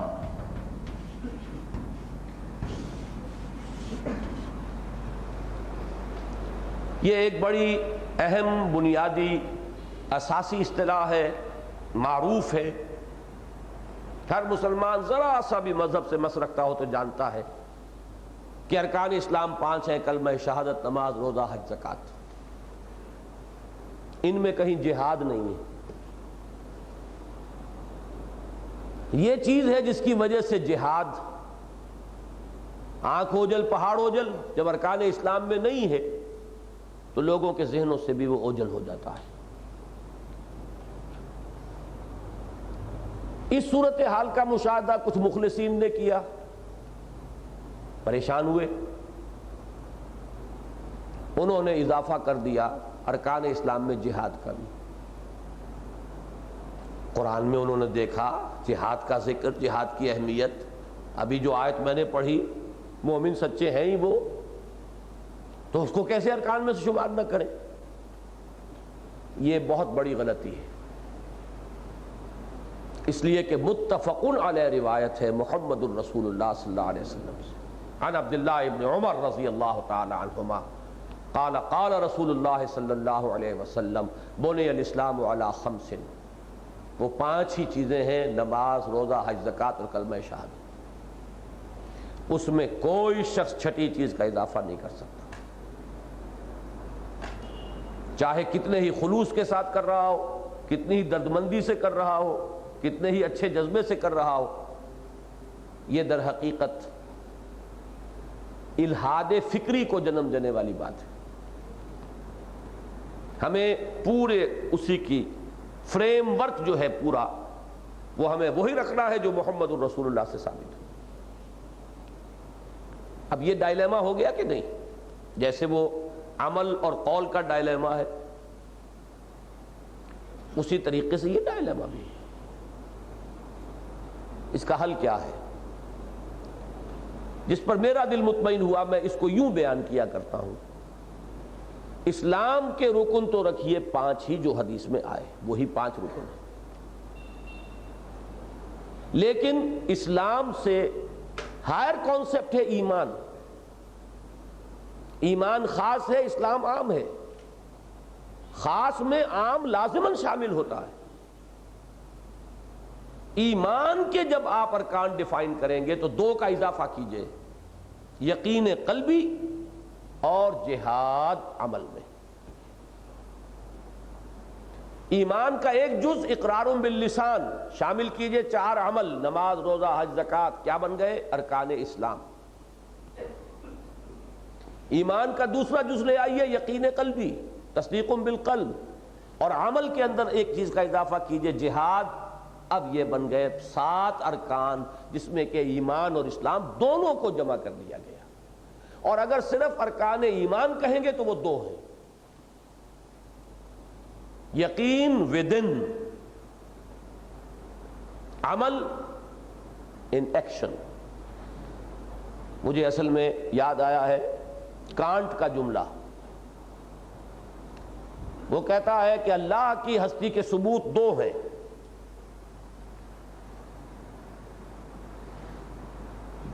starry heavens above and moral law within۔ یہ moral law وہی شے ہے جس کو میں نے شروع میں عرض کیا تھا کہ نیکی اور بدی کی تمیز انسان کے اندر ہے، یہ ثابت کرتی ہے، اس نے ثابت کیا ہے اس کے حوالے سے اللہ کے وجود کو۔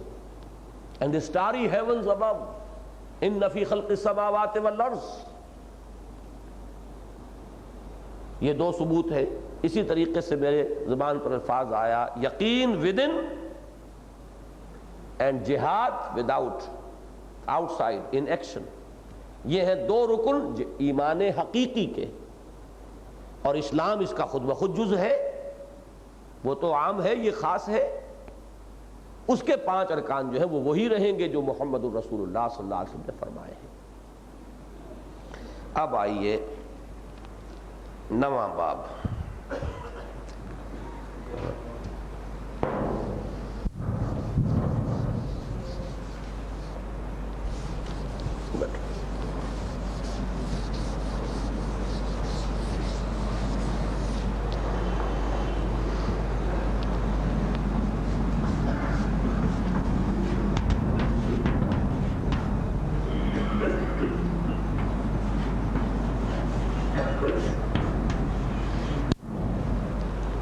اس کو ہم کہہ سکتے ہیں العود الی البد،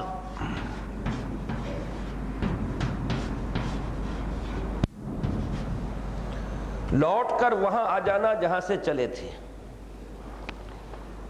چلے تھے کہاں سے؟ امن سے نا، امن، ایمان، ایمان کا اصل حاصل امن۔ اس کے لیے میں نے وہ آیت پڑھی تھی جو سورہ انعام میں ہے، کیا ہو گیا ہے تمہیں؟ مشرکین اور موحدین کا ایک تقابل کیا گیا ہے۔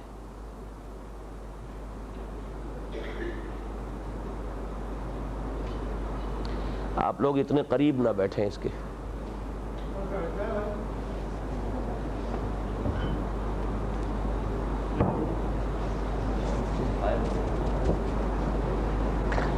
آف کر دو پھر دیکھ لو۔ اس وقت میں یہ عرض کر رہا تھا کہ سورہ انعام میں دو گروہوں کا ذکر ہے، ایک موحدین، ایک مشرکین، اور ایک سوال کیا گیا ہے فَأَيُّ الْفَرِيقَيْنِ أَحَقُّ بِالْأَمْنِ إِن كُنتُمْ تَعْلَمُونَ۔ لوگوں اگر تم عقل و دانش سے بہرہ ور ہو، فہم رکھتے ہو، علم رکھتے ہو، تو اس سوال کا جواب دو کہ ان دونوں گروہوں میں سے امن کا کون زیادہ مستحق ہے، احق ہے، احق بالامن۔ پھر اس کا جواب اللہ تعالیٰ نے خود ارشاد فرمایا الذین آمنوا ولم یلبسوا ایمانہم بظلم اولئک لہم الامن وہم مہتدون۔ وہ لوگ جو ایمان لائے اور انہوں نے اپنے ایمان میں کسی شرک کی آمیزش نہیں ہونے دی، وہی ہے کہ جن کے لیے امن ہے اور وہی ہے کہ جو ہدایت یافتہ ہوں گے۔ معلوم ہوا کہ ایمان کا حاصل امن ہے۔ اس چیز کو ایک جو معصورہ دعا ہے، مسنون دعا حضور صلی اللہ علیہ وسلم سے مروی، نیا چاند ہلال دیکھنے پر حضور یہ دعا مانگا کرتے تھے اللہم اہلہ علینا بالامن والایمان والسلامت والاسلام۔ اے اللہ یہ چاند جو طلوع ہوا ہے اسے ہم پر طلوع فرما، اور اس سے جو نیا مہینہ شروع ہو رہا ہے اس مہینے کو ہمارے لیے امن اور ایمان اور سلامتی اور اسلام کا ذریعہ بنا۔ تو امن کا تعلق ایمان سے، سلامتی کا اسلام سے۔ لغوی طور پر بھی امن مادہ ہے ایمان کا، اور سلامتی اور اسلام کا ایک ہی مادہ ہے، سین لام میم۔ اب اس بات کو سمجھیے کہ یہ امن جو ایمان سے حاصل ہوتا ہے اس کی دو قسمیں ہیں۔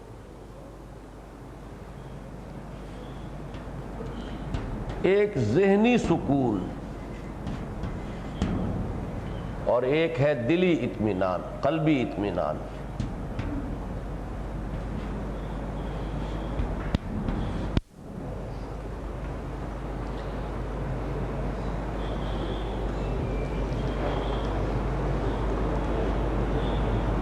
یہی دو چیزیں ہیں کہ جن سے مرکب ہے انسان کا داخلی امن، اندر کی امن کی کیفیت ان دو چیزوں سے مرکب ہے، ذہنی اطمینان و سکون، قلبی اطمینان و سکون۔ ذہنی اطمینان یا سکون حاصل ہوتا ہے اس اعتبار سے کہ ایمان علم ہے، علم حقیقت، علم نور ہے، روشنی ہے۔ اندھیرے میں انسان گھبراتا ہے اور روشنی میں انسان کو اطمینان حاصل ہوتا ہے۔ ابھی یہاں روشنی ہے، مجھے معلوم ہے میرے دائیں کون ہے، بائیں کون ہے، آگے کون ہے، پیچھے کون ہے، راستہ صاف ہے یا رکاوٹ ہے، سب معلوم ہے، تو اطمینان ہے۔ ابھی اندھیرا ہو جائے تو اطمینان نہیں رہے گا، پتہ نہیں دائیں کون ہے، کون بڑھ رہا ہے، بائیں سے کون آ رہا ہے، راستے میں کیا رکاوٹ ہے۔ اندھیرے میں بے چینی ہوگی اور روشنی میں اطمینان ہوگا۔ اب یوں سمجھیے کہ ایک اندھیرا یہ ہے مادی اندھیرا اور مادی روشنی، ایک ہے وہ آفاقی سطح پر یہ جو مادی نور ہے، اس وقت کی روشنی یہ ظہور اشیاء کا سبب بنتی ہے، ہمیں معلوم ہوا کون کیا ہے، دائیں کیا ہے، بائیں کیا ہے، ظہور اشیاء کا ذریعہ۔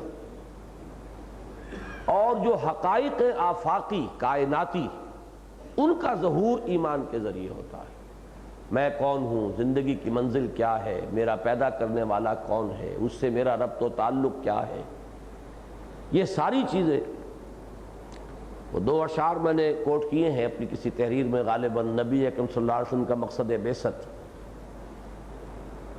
کہ نہ ابتدا کی خبر ہے نہ انتہا معلوم، رہا یہ وہم کہ ہم ہیں سو یہ بھی کیا معلوم۔ نہ ابتدا کی خبر ہے نہ انتہا معلوم، بلکہ پہلا شعر جو ہے وہ یوں ہے کہ سنی حکایت ہستی تو درمیاں سے سنی، نہ ابتدا کی خبر ہے نہ انتہا معلوم۔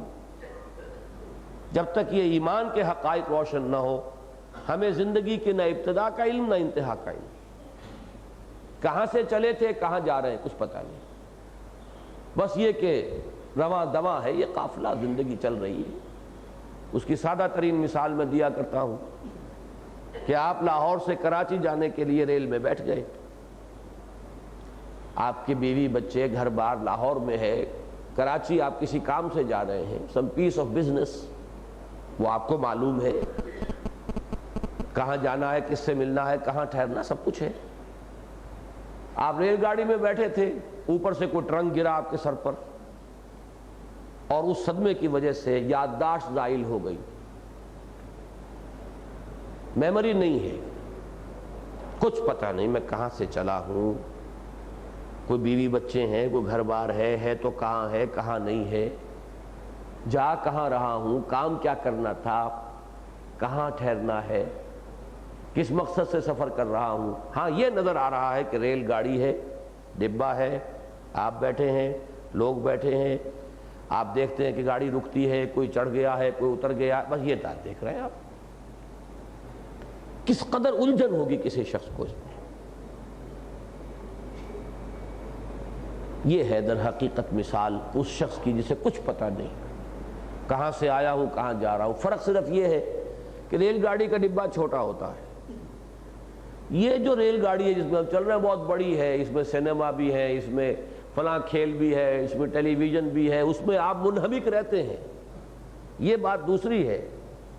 باقی مثال وہ یہ کچھ پتہ نہیں، کوئی پیدا ہو گیا ڈبے میں سوار ہو گیا، کوئی اتر گیا اسے آپ نے قبر میں اتار دیا، کوئی آ رہا ہے کوئی جا رہا ہے، چلے جا رہے ہیں، کھا پی رہے ہیں، جیسے کہ سمندری جہاز ہوتے ہیں اس میں سینما بھی لگا ہوا ہے، تھیٹر بھی ہے، کلب بھی ہے، کھائیں پیئیں، یہ ہے زندگی۔ جو تو اس میں مگن ہو جاتے ہیں انہیں چنتا نہیں ہوتی، اور جن کے ذہن میں وہ سوالات اٹھ جاتے ہیں تو پھر ان کے لیے تو ایک ایک پل دوبھر ہوتا ہے جب تک کہ وہ حقائق معلوم نہ ہو، اور ان حقائق کے مجموعے کا نام ایمان ہے۔ اسی شعر کا جو آخری جو کسی نے اس کو منطقی انتہا تک پہنچایا، پہلا شعر کیا تھا؟ سنی حکایت ہستی تو درمیاں سے سنی، نہ ابتدا کی خبر ہے نہ انتہا معلوم۔ دوسرے شعر میں دوسرا مصرع پہلا ہو گیا ہے، اور منطقی انتہا کیا ہے؟ نہ ابتدا کی خبر ہے نہ انتہا معلوم، رہا یہ وہم کہ ہم ہیں سو یہ بھی کیا معلوم۔ یہ وہ سکیپٹسزم ہے، ایگنوسٹسزم، سکیپٹسزم، یہ دو الفاظ ذہن میں رکھیے۔ لا ادریت، ہمیں کچھ پتہ نہیں، فلسفے کی ایک انتہا لا ادریت ہے، اور اسی کا ایک ایڈیشن سمجھیے وہ ارتیابیت ہے، شکوک و شبہات، شاید یوں ہو شاید یوں ہو، شاید ایسا ہے شاید ایسا ہے، تو ٹامک ٹوئیاں مارے گا آدمی، اور جب یہ حقائق سامنے آئے تو ایک اطمینان ہوا، چولے فٹ بیٹھ گئیں، ہر شے کی پوری پوری توجیہ ہو گئی۔ تو پہلا تو یہ کہ ذہنی سکون حاصل ہوا اس ایمان کے ذریعے، دوسرا ہے قلبی اطمینان۔ یہ در حقیقت اللہ کے ساتھ ایک تعلق ذاتی کے نتیجے میں وجود میں آتا ہے۔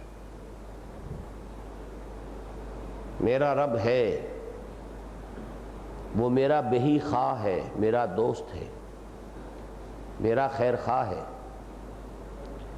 کل کائنات اس کے قبضہ قدرت میں ہے، اس کے اذن کے بغیر کوئی مجھے نقصان نہیں پہنچا سکتا، اس کے اذن کے بغیر کوئی مجھے نفع نہیں پہنچا سکتا، تو لہذا نہ کسی سے لالچ ہونا چاہیے نہ کسی سے خوف۔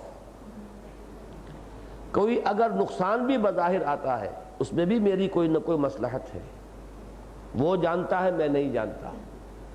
عسیٰ ان تکرہوا شیئا وہو خیر لکم وعسیٰ ان تحبوا شیئا وہو شر لکم واللہ یعلم وانتم لا تعلمون۔ وہ آل پاورفل ہے، اس کے قبضے قدرت سے کوئی باہر نہیں، اس کا علم محیط کل ہے۔ ہم شارٹ سائٹڈ ہیں، وہ ہماری اصل مصلحتوں کو جانتا ہے، ہمارے اصل خیر کس میں ہے وہ اس کی علم میں ہے۔ اس کے ساتھ یہ جب دوستی کا تعلق اور پھر راضی برضائے رب رہنے کا ایک نتیجہ اور تفویض الامر الی اللہ کا نتیجہ پیدا ہوتا ہے، افوض امری الی اللہ ان اللہ بصیر بالعباد، سپردم بے تو مایہ خیش را، تو دانی حساب کم و بیش را، اور فکر ماں در کار ماں آزار ماں، کار ساز ماں بے فکر کار ماں، میرا کار ساز میرے کام کی فکر میں ہے، اس نے وعدہ کیا ہوا ہے تم میرے کام میں لگے رہو، تمہارے کام میں بناؤں گا۔ من کان للہ کان اللہ لہو، جو اللہ کا ہو گیا اللہ اس کا ہو گیا، تو جس کا اللہ ہو گیا اسے کسی سے کیا ڈر۔ میں مثال دیا کرتا ہوں کہ دیہاتی زندگی میں کسی بڑے چودھری کی پشت پناہی حاصل ہو تو پاؤں پھیلا کر سوئے گا آدمی، اس کی بچیا کوئی کھول کر نہیں لے جا سکتا، سب کو معلوم ہے کہ وہ بڑا چودھری جو ہے وہ اس کی پشت پر ہے، کون آئے گا اس کے ہاں چوری کرنے۔ تو جس کو اس سب سے بڑے کے ساتھ یہ تعلق ولایت باہمی دوستی کا تعلق قائم ہو گیا ہو، اسے کس کا ڈر، کس کا اندیشہ۔ ایمان کا لب لباب یہ ہے جس کو ہم ولایت سے تعبیر کرتے ہیں۔ الا ان اولیاء اللہ لا خوف علیہم ولا هم یحزنون الذین آمنوا وکانوا یتقون لہم البشریٰ، ان کے لیے بشارتیں بشارتیں۔ عجبا لامر مسلم یا مومن کا معاملہ عجیب ہے، تکلیف آتی ہے صبر کرتا ہے، اس میں خیر، کوئی نعمت دولت ملتی ہے شکر کرتا ہے، اس میں خیر، خیر ہی خیر، بے یدک الخیر، یہاں کوئی گھاٹے کا سودا ہے ہی نہیں، نقصان کی بات ہی نہیں، بس یہ ہے کہ وہ نسبت حاصل ہو جائے، اور وہی نسبت حقیقت ایمان ہے۔ یہ حاصل ہو تو راضی برضائے رب، سر تسلیم خم ہے جو مزاج یار میں آئے، نہ شبد نصیب دشمن کے شبد ہلاک تیغر، سری دوستہ سلامت کے تو خنجر آزمائی۔ یہ ہے اصل میں، بہت سی باتیں اس میں شاعرانہ معلوم ہوتی ہیں، وہ اس لیے کہ وہ نسبت ہمیں حاصل نہیں۔ میں کم سے کم نظری طور پر پورے یقین کے ساتھ جانتا ہوں کہ یہ نسبت کسی درجے میں حاصل ہو جائے تو واقعتاً ولا خوف علیہم ولا هم یحزنون، یہ اس کا ایک منطقی نتیجہ ہے، کہیں کوئی رکاوٹ نہیں۔ بس یہ کہ قلیلا ما تؤمنون والی بات ہے، کم ہی ہے جو ایمان تم رکھتے ہو، کم ہی ہے ایمان کی پونجی جو تمہیں حاصل ہے۔ قلیلا ما تشکرون قلیلا ما تؤمنون اور قلیلا ما تعلمون، وہ اس کمی کا نتیجہ تو ہو سکتا ہے جو بھی تشویش، اضطراب، لیکن یہ ہے کہ اگر ایمان اپنی اصل حقیقت کے ساتھ کسی درجے میں بھی انسان کو حاصل ہو جائے تو امن اور سکون اسی درجے میں، ذہنی سکون اور اطمینان قلبی، یہ اس کا لازمی نتیجہ۔ اب ہم آ رہے ہیں آخری بحث پر، تلک عشرۃ کاملہ والی بات ہو جائے گی۔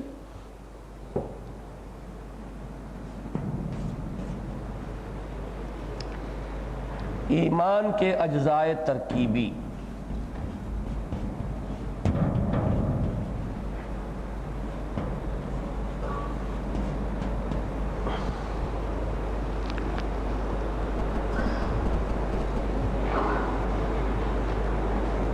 اور اس کے ساتھ ہی انگریزی کے لفظ کا ترجمہ سمجھ میں نہیں آ رہا مجھے، جینیسس آف ایمان، ایمان کی ترکیب اور اس کے اجزاء ترکیبی، یوں بن جائے گی بات۔ ترکیب یہ جینیسس ہے، کسی چیز کا وجود میں آنا، اجزاء کا مل کر۔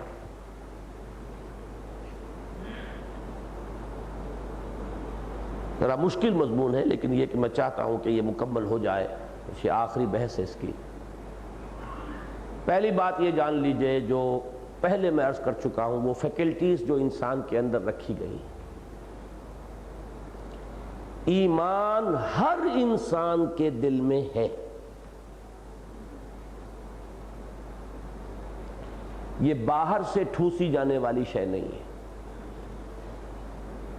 یہ اس کی فطرت میں ہے، اور اس کا تعلق کس شے سے ہے؟ اس کے وجود حیوانی سے نہیں، اس روح ربانی کے ساتھ ہے۔ جب وہ وہاں ہے تو یہی در حقیقت ایمان کا منبع، ایمان کا سرچشمہ ہے، فطرت میں ہے۔ روح کا مسکن قلب ہے، اسی لیے ہم کہیں گے کہ قلب میں ایمان ہے۔ یہ ایک آئینہ ہے، ایک شیشہ ہے، اس کے اندر وہ قندیل روشن ہے۔ ہاں اس پر غلاف آ جاتے ہیں، اس پر دھواں چڑھ جاتا ہے۔ لالٹین اس کے اندر دھواں ہو جائے تو بتی ہے، جل رہی ہے، روشنی باہر نہیں آئے گی۔ اس کے اوپر حجابات آ جاتے ہیں، اس پر گردہ آ جاتا ہے۔ اصل میں ایمان کا جینیسس، ایمان کا وجود میں آنا، یہ پروسیس در حقیقت اس اندر کے ایمان کو اجاگر کرنے کے لیے خارج میں نور وحی، یہ نور وحی زوردار روشنی جب پڑتی ہے، اس سے وہ اندھیرے کافور ہوتے ہیں، حجابات اٹھتے ہیں، وہ جو دھواں آ گیا تھا وہ تحلیل ہوتا ہے، اور وہ اندر کا نور پورے طور پر جلوہ آرا ہو جاتا ہے۔ تو ایمان کے اجزاء ترکیبی ہوئے دو، ایک نور فطرت جو اندر ہے، ایک نور وحی جو خارج سے ان حجابات کو، ان پردوں کو، ان غلافوں کو، اس دھوئیں کو زائل کرنے کا ذریعہ بنتا ہے۔ پہلی بات میں نے وہیں بتا دی تھی، ایمان نور ہے، اور یہ ہم پڑھ چکے کہ ایمان اصلاً ایمان باللہ کا نام ہے۔ یہ صغرا کبرا ہو گیا تو جڑ گئی آیت، اللہ نور السماوات والارض، اللہ ہے آسمانوں اور زمین کا نور۔ ایمان در حقیقت ایک نور ہے، اور یہ نور دو نوروں سے مل کر بنا ہے۔ مثل نورہ کمشکات فیہا مصباح، اس کے نور کی مثال، اس کے ایمان کی مثال، نور کے لفظ کی جگہ اب یہاں کر دیجئے ایمان، ایسے ہے جیسے ایک شیشہ ہے، ایک چمنی ہے، ایک گلوب ہے، فیہا مصباح، اس کے اندر ایک چراغ ہے، روشن ہے۔ الزجاجہ مثل نورہ کمشکات فیہا مصباح، المصباح فی زجاجہ، ایک تاک ہے، تاک میں ایک دیا ہے، دیا ایک چمنی میں ہے، گلوب میں ہے، ایک شیشے میں ہے۔ الزجاجۃ کانہا کوکب دری یوقد من شجرۃ مبارکۃ زیتونۃ لا شرقیۃ ولا غربیہ، اور وہ جو اندر دیا ہے اس میں ایک ایسے اعلیٰ اور پاک اور صاف اور شفاف زیتون کے درخت کا تیل جل رہا ہے، وہ درخت نہ شرقی نہ غربی، آفاقی، اور اس کا تیل اتنا صاف ہے، یکاد زیتھا یضیء ولو لم تمسسہ نار، اس کا تیل بھڑک اٹھنے کے لیے بیتاب ہے، نغمے بیتاب ہے تاروں سے نکلنے کے لیے، چاہے اسے ابھی آگ نے چھوا نہ ہو، اور جب آگ چھو لے، نور علی نور، اب نور پر نور، روشنی پر روشنی۔ اب دیکھیں یہ جو میں نے آپ کو بتایا کہ قلب ہے، اور قلب کے اندر وہ روشنی ایمان کی موجود ہے، اس پر حجابات ہیں۔ ان حجابات کے اعتبار سے انسانوں کی متعدد قسمیں ہوں گی۔ کسی کا آئینہ قلب اتنا شفاف ہے، وہ سلیم الفطرت ہے، فطرت بس نہیں ہوئی، حجابات میں نہیں آئی، صحیح و سالم ہے، تو جیسے ہی نور وحی سامنے آتا جگمگا اٹھتا ہے، کوئی دقت نہیں، کوئی دیر نہیں۔ جیسے ابو بکر صدیق، جیسے عثمان غنی، جیسے عثمان ابن مظعون، جیسے سعید ابن زید، یہ ہیں صدیقین۔ اور انبیاء بھی اصلاً اسی کیٹیگری میں ہوتے ہیں، نور فطرت کے سلیم ہونے اور صحیح ہونے، اس میں صدیقین انبیاء سے بہت قریب۔ جیسے ہی نور وحی آیا، محمد الرسول اللہ کے سامنے وحی آئی، آمن الرسول بما انزل الیہ من ربہ والمؤمنون، ایمان لائے رسول اس شے پر جو نازل کی گئی ان کی طرف، ان کے رب کی طرف سے۔ اب محمد الرسول اللہ نے جیسے ہی وہ آئینہ سامنے کیا ابو بکر کے، جگمگا اٹھا، اس لیے کہ اندر پہلے ہی سے وہ سلیم الفطرت انسان۔ کسی کے اوپر زیادہ غلاف ہے، دیر لگتی ہے، وقت لگتا ہے، محنت کرنی پڑتی ہے، جیسے جیسے غلاف چھٹیں گے، جیسے جیسے دھواں تحلیل ہوگا، وہ روشنی اندر ہی کی ہے، وہ ہے وہی فطرت، نور فطرت۔ لیکن یہ کہ باہر سے نور وحی جو ہے وہ اس کے حجابات کو دور کرنے، اسی لیے وحی کے لیے لفظ آتا ہے ذکر، یاد دہانی، ذکرہ، تذکرہ، یاد دہانی کی شے ہے اندر موجود، صرف ذہول ہو گیا ہے، توجہ نہیں رہی ہے، کسی اور چیز میں لگے ہوئے ہیں، یاد دہانی۔ تو ایمان کے اجزاء ترکیبی، نور فطرت، نور وحی۔ اب ایک اور پہلو سے سمجھیے اسے، نور وحی کس طور سے عمل کرتا ہے، اس کو زیادہ تحلیل کر کے، زیادہ تجزیے کے ساتھ سمجھیے۔ قرآن مجید لفظ آیت کو استعمال کرتا ہے اس فلسفے کو سمجھانے کے لیے، نشانی، آیات۔ نشانی کا اصل کیا مفہوم ہے؟ نشانی سے کوئی چیز یاد آتی ہے۔ آپ کے دوست نے آپ کو ایک قلم دیا تھا، وہ قلم آپ نے سنبھال کر کہیں اس کی نشانی کے طور پر کسی ٹرنک میں رکھ لیا، اب سال ہا سال ہو گئے ہیں، اس سے ملاقات نہیں ہوئی، کبھی ذہن میں یاد آتی نہیں اس کی، بھول گئے آپ اس کو۔ اچانک کسی روز آپ نے ٹرنک کھولا، وہ قلم دیکھتے ہی اچانک دوست یاد آ گیا، یہ نشانی تھی جس سے وہ شے یاد آ گئی، جس کی اس کے ساتھ ایسوسیشن تھی۔ یہ نہیں ہے کہ کسی نے اب آپ کو دوست کا علم دیا، دوست کا علم تو آپ کے اندر تھا، وہ آپ کی یادداشت کے ذخیرے میں ذرا نیچے اتر گیا تھا۔ یہ جیسا ڈسٹرکٹ کورٹس کے ساتھ ہوتا ہے، محافظ خانہ، بہت بڑا محافظ خانہ ہے یہ ہمارا دماغ، اس میں تہ بر تہ جو ہے فائلیں لگی ہوئی ہیں، وہ فائل بہت نیچے دب گئی تھی، لیکن اس قلم کو دیکھتے انسٹنٹینیسلی، کوئی ٹائم نہیں لگا اس میں، انسٹنٹینیسلی، دفعتاً دوست یاد آ گیا۔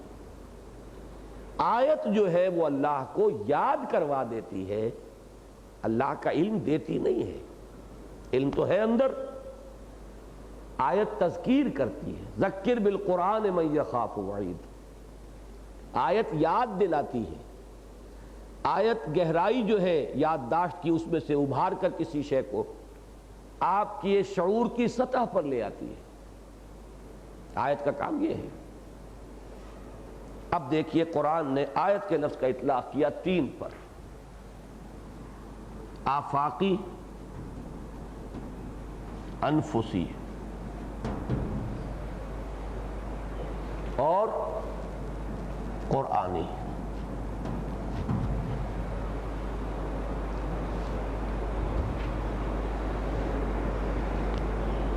اصل آیات دو ہیں،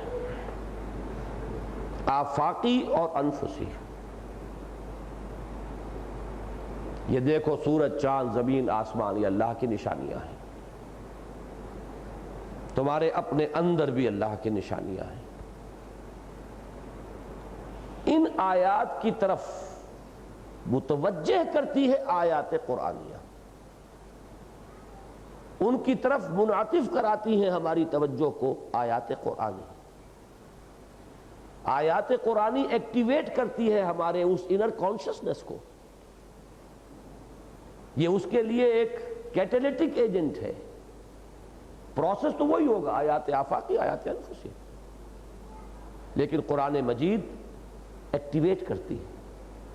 آیات قرآنی ہمارے اس پروسیس کو شروع کرنے والی ہے، اور اس کے ذریعے سے وہ علم اللہ کا، وہ معرفت اللہ کی، وہ ایمان اللہ پر جو ہماری فطرت کے اندر مضمر تھا، آیات آفاقیہ یا آیات انفسیہ کے حوالے سے اس کے ذریعے سے تذکیر ہو جاتی ہے، یاد دہانی ہو جاتی ہے۔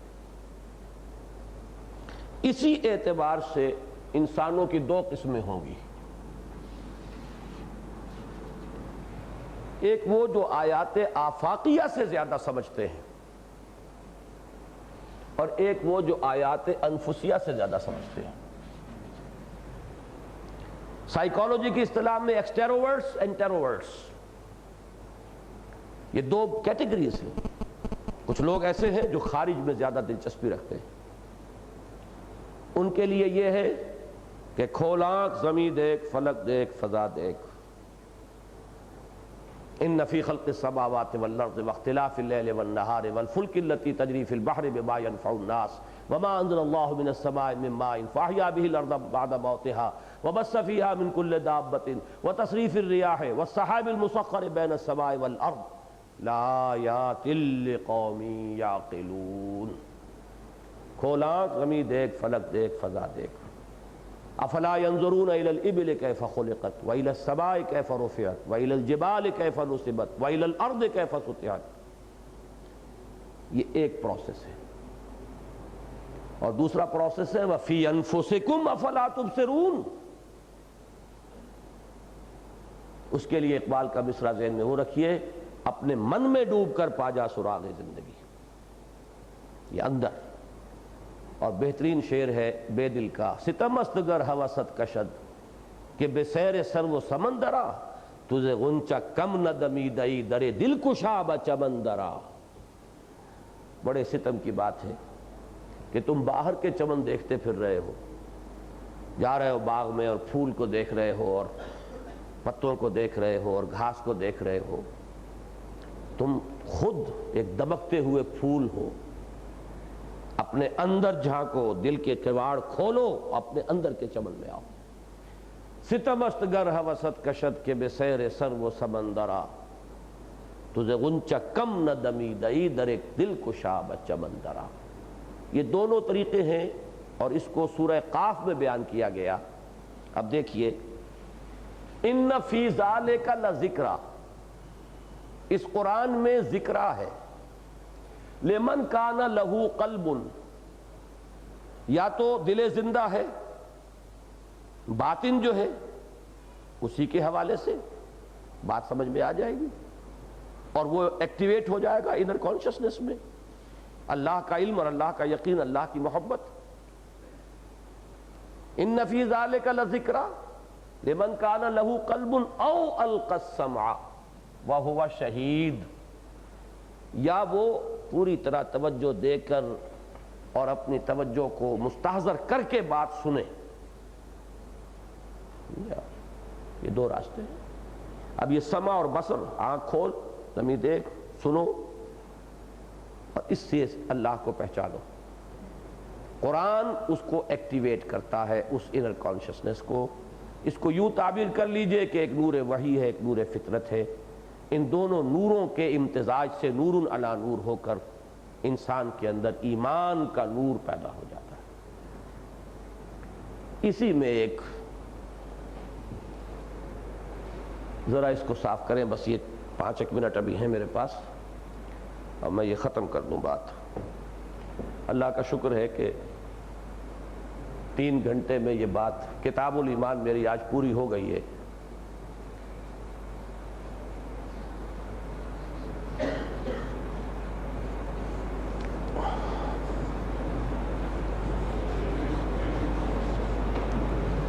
صاف نہیں کیا تم نے اچھی طرح.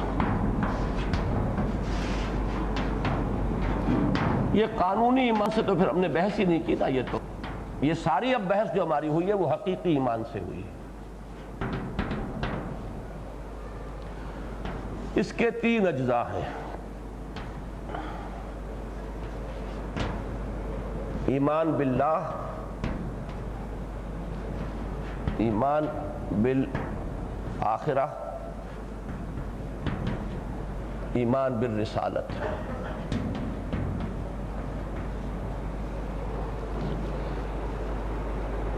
ان دونوں کو حضرت شیخ الہند رحمۃ اللہ علیہ نے ایمان سمعی، ایمان عقلی قرار دیا ہے.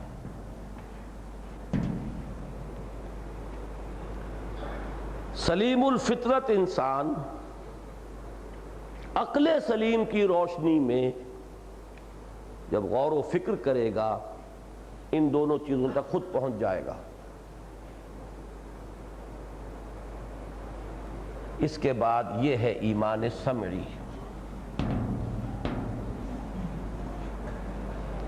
اس سے اس کی تصدیق ہوگی. اب حقیقت ایمان کے اعتبار سے بات کہاں پہنچی؟ قانونی اعتبار سے ایمان نام تھا تصدیق النبی کا. اس جگہ سے جب ہم چلے ہیں تو نبوت کے ذریعے سے تصدیق ہوتی ہے ان اشیاء کی کہ جو انسان کے قلب کے اندر مضمر ہے. کہ دیکھنا تقریر کی لذت کے جو اس نے کہا، میں نے یہ جانا کہ گویا یہی میرے دل میں تھا. سلیم الفطرت سلیم العقل انسان، جس کی کہ مثال ہمارے درس نمبر 3 میں حضرت لقمان، سلیم الفطرت سلیم العقل انسان. وَلَقَدْ آتَيْنَا لُقْمَانَ الْحِكْمَةَ أَنِ اشْكُرْ لِلَّهِ. ایمان باللہ، ایمان بالآخرہ. یا بنی انہا ان تک مثقال حبۃ من خردل فتکن فی صخرۃ او فی السماوات او فی الارض یأت بها اللہ. یہاں تک لقمان پہنچ گئے. آگے کی بات وہ نہیں کر سکتے اس لیے کہ نبی نہیں ہے. جنت دوزخ کا تذکرہ نہیں ہو سکتا ان کے ہاں، لیکن یہ کہ ہوگا ضرور، بدلہ مل کر رہے گا. اس کے بعد یہ کہ اگر کہیں کسی نبی کی دعوت ان کے کانوں میں آتی تو کیا ایک لہجے کا پس و پیش بھی کرتے لقمان؟ وہ تو بات تو ان کے اپنے دل کی تھی، وہی نے تو اس کی تصدیق کی ہے. یہ ہے مقام صدیقیت. ان کے اندر وہ ایمان ہوتا ہے، اس کی تصدیق انہیں ملتی ہے اور لپکتے ہیں بغیر ایک لہجے کے انتظار کے، بغیر کسی پس و پیش کے. جو حضور نے فرمایا کہ جس کے سامنے بھی میں نے ایمان کی دعوت رکھی اس نے کچھ تھوڑا پس و پیش ضرور کیا، سوائے ابو بکر کے کہ اس نے ایک لہجے کی تاخیر نہیں، کیونکہ وہ تو وہاں تھا. ان کے لیے تو در حقیقت وہ اپنی بات کی تصدیق ہو رہی ہے. دیکھنا تقریر کی لذت کہ جو اس نے کہا، میں نے یہ جانا کہ گویا یہ بھی میرے دل میں. اور اس کے لیے ہے در حقیقت اس پوری بحث کے لیے ہمارے منتخب نصاب میں سورہ آل عمران کا آخری رکوع، ان فی خلق السماوات والارض واختلاف اللیل والنہار لآیات لأولی الالباب. آیات آفاقیہ سے ایمان باللہ تک پہنچے. مزید غور و فکر کیا، الذین یذکرون اللہ قیاما وقعودا وعلی جنوبہم ویتفکرون فی خلق السماوات والارض ربنا ما خلقت ھذا باطلا. دوسری بات یہ سامنے آئی کہ اس کائنات میں کوئی شے بغیر حکمت کے نہیں، بغیر غرض و غایت کے نہیں. تو کیسے ہو سکتا ہے کہ ہماری زندگی بے غرض و غایت ہو؟ کوئی نہ کوئی نتیجہ نکلے گا. مورل لا ودن جو ہے وہ مستلزم کرتا ہے اس کو کہ جزا ہو، سزا ہو. لہذا ربنا ما خلقت ھذا باطلا سبحانک فقنا عذاب النار.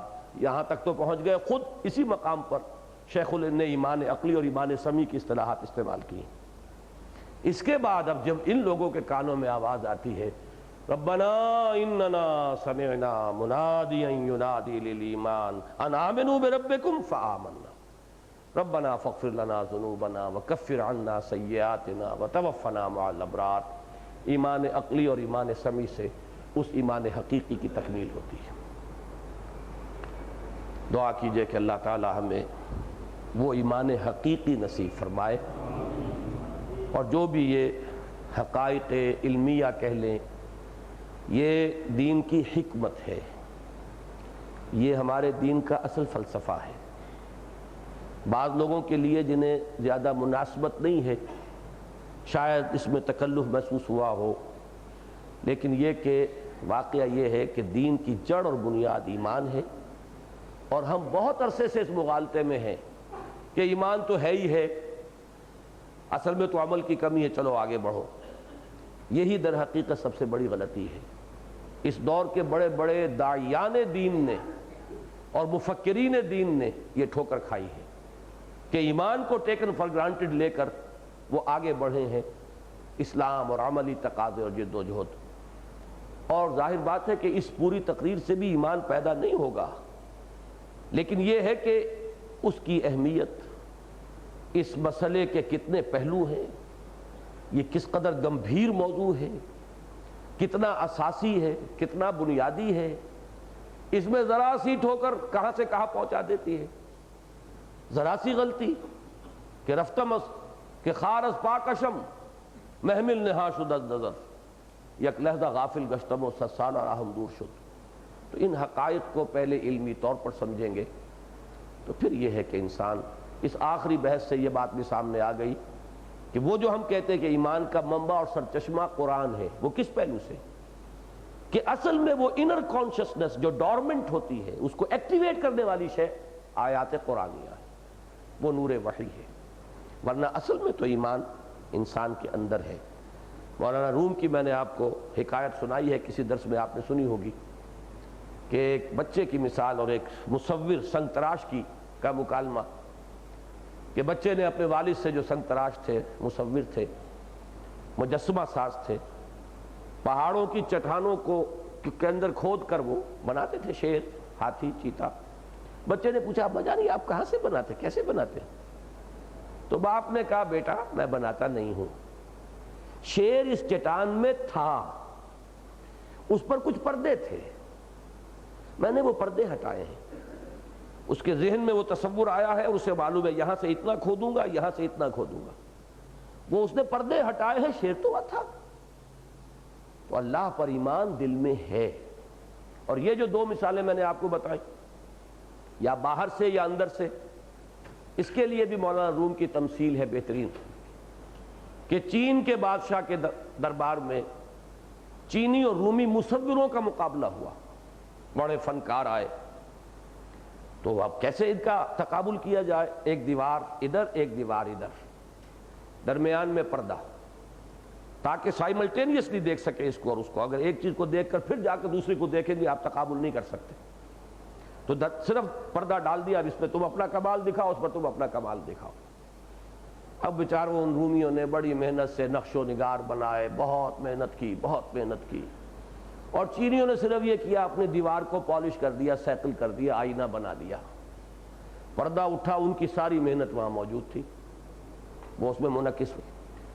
ایک وہ محنت ہے عقلی طور پر اس پروسیس سے گزر کر ایمان میں پہنچنا۔ وَزَيِّنْهُ فِي قُلُوبِنَا اللہم نور قلوبنا بالایمان واشرح صدورنا للاسلام اللہم وفقنا لما تحب وترضى اللہم وفقنا لما تحب وترضى اللہم وفقنا ان نجاہد فی سبیلک باموالنا وانفسنا اللہم اغفر لنا ولاخواننا الذین سبقونا بالایمان ولا تجعل فی قلوبنا غلا للذین آمنوا ربنا انک رؤوف رحیم وصلی اللہ تعالی علی خیر خلقہ محمد وآلہ واصحابہ اجمعین برحمتک یا ارحم الراحمین۔